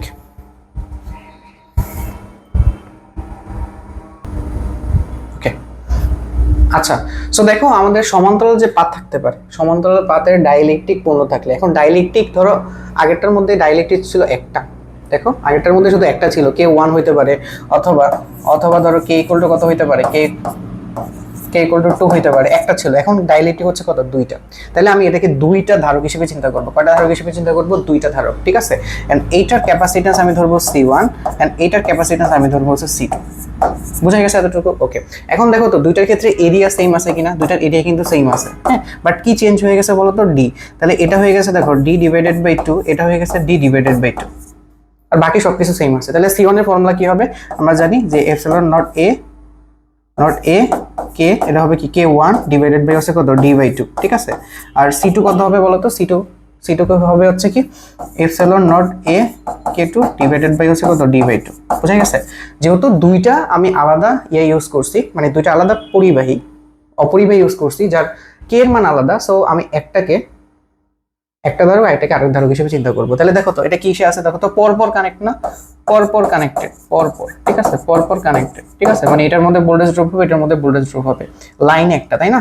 তার মানে এটা সিরিজে আছে। তাহলে 1/CS ইকুয়াল টু কত হবে, 1/C1 প্লাস 1/C2। ক্লিয়ার? এখান থেকে দেখো তোমরা কি করবা, যে এটা তুল্যরোধ বের করার জন্য, সরি তুল্য দ্বারকত্ব বের করার জন্য এটা বের করবে, এটা বের করবে, তারপরে এই যে প্যারালাল ফর্মুলাতে, সিরিজ ফর্মুলাতে বসালে এটা বের হয়েছে, ঠিক আছে। বুঝা গেছে এতটুকু? ওকে। এখন দেখো সেম জিনিসই আছে শ্রেণী, বাট এটা কে এর মান যদি 1 হয়, কে এর মান 1 মানে কি, সেটাতে বায়ু মাধ্যম আছে অথবা শূন্য মাধ্যম আছে, যদি সেটা হয় তাহলে সেক্ষেত্রে সেম ভাবে বের করবা। বাট এটা অনেকে মেমোরাইজ করতে পারো, এটা ডিরেক্টলি মেমোরাইজ করে বসাইতে পারো, ঠিক আছে। আচ্ছা, এখানে ইয়াটা হচ্ছে কি, টি হচ্ছে কি, এই যে টি হচ্ছে এটার পুরুত্ব, টি হচ্ছে পুরুত্ব, কার পুরুত্ব, সেই অপরিবাহী পুরুত্ব,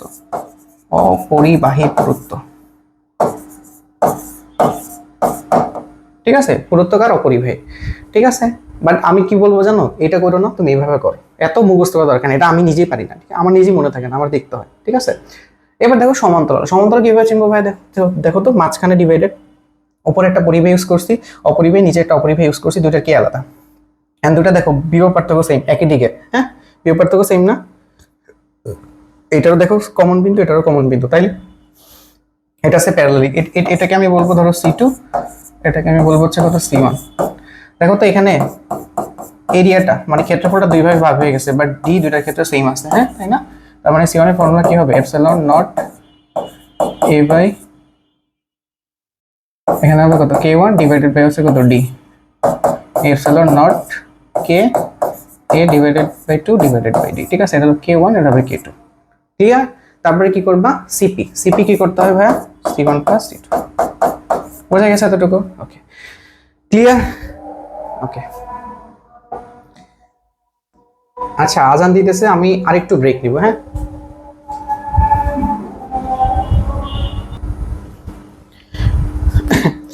সো আই গেস এটা তোমাদের ক্লিয়ার হয়ে গেছে। এইবার দেখো আরেকটা ছোট জিনিস, সো অ্যাকচুয়ালি এই জিনিসটা দিয়ে আমাদের মাঝে মাঝে কোশ্চেন চলে আসে, একটু বুঝলে ব্যাপারটা আসলে কঠিন না। এখানে বলছে দুইয়ের অধিক সমান্তরাল প্লেট আছে। এখন দেখো তো দুইটার কমন বিন্দু সেম কিনা, দেখো তো এ আর বি, দেখো তো সবগুলো এইভাবে কানেক্টেড করা, এন্ড দেখো বি এর সাথে যে প্লেটগুলো কানেক্টেড করা সেগুলো হচ্ছে এরকম, হ্যাঁ। আবার দেখো এ এর সাথে যে প্লেটগুলো কানেক্ট করা সেগুলো হচ্ছে এরকম, এন্ড এ এর সাথে বি এর কোনো কানেক্ট নাই, যেটা হচ্ছে আমরা জানি। দেখো যদি আমরা আগের চিত্রটা একটু খেয়াল করি, যে নর্মালি আমাদের যে ক্যাপাসিটর গুলো হয়, ক্যাপাসিটরে কিন্তু ধরো এ প্রান্ত আর বি প্রান্ত, এই দুইটার মধ্যে কোনো কানেকশন থাকে না, দুটো আলাদা থাকে, মাঝখানে অপরিবাহী থাকে। এখন দেখো এ প্রান্তগুলো আলাদা, বি প্রান্তগুলো আলাদা, মাঝখানে এই যে অপরিবাহী আছে, এন্ড অপরিবাহী হচ্ছে কে, এন্ড সবগুলোর জন্যই কিন্তু সবগুলো সেম অপরিবাহী, ঠিক আছে। তার মানে দেখো দুইটা প্লেট রাখছে, মাঝখানে অপরিবাহী রাখছে, ক্লিয়ার? এন্ড যেহেতু তাদের কমন বিন্দুগুলো সেম, তার মানে এটা প্যারালাল, এটা কি, এটা সমান্তরাল, এটাকে আমরা বলবো সমান্তরাল কানেকশন, সমান্তরাল। তাহলে সমান্তরাল হইলে আলটিমেটলি কি হবে, দেখো তো ফর্মুলা, ওই যে সিপি ইকুয়াল টু হবে কত, C1 C2 C3 এভাবে যোগ করতে হবে। এখন কথা আছে এখানে ধারক কয়টা আছে, মানে কোশ্চেন হচ্ছে এখানে ধারক কয়টা,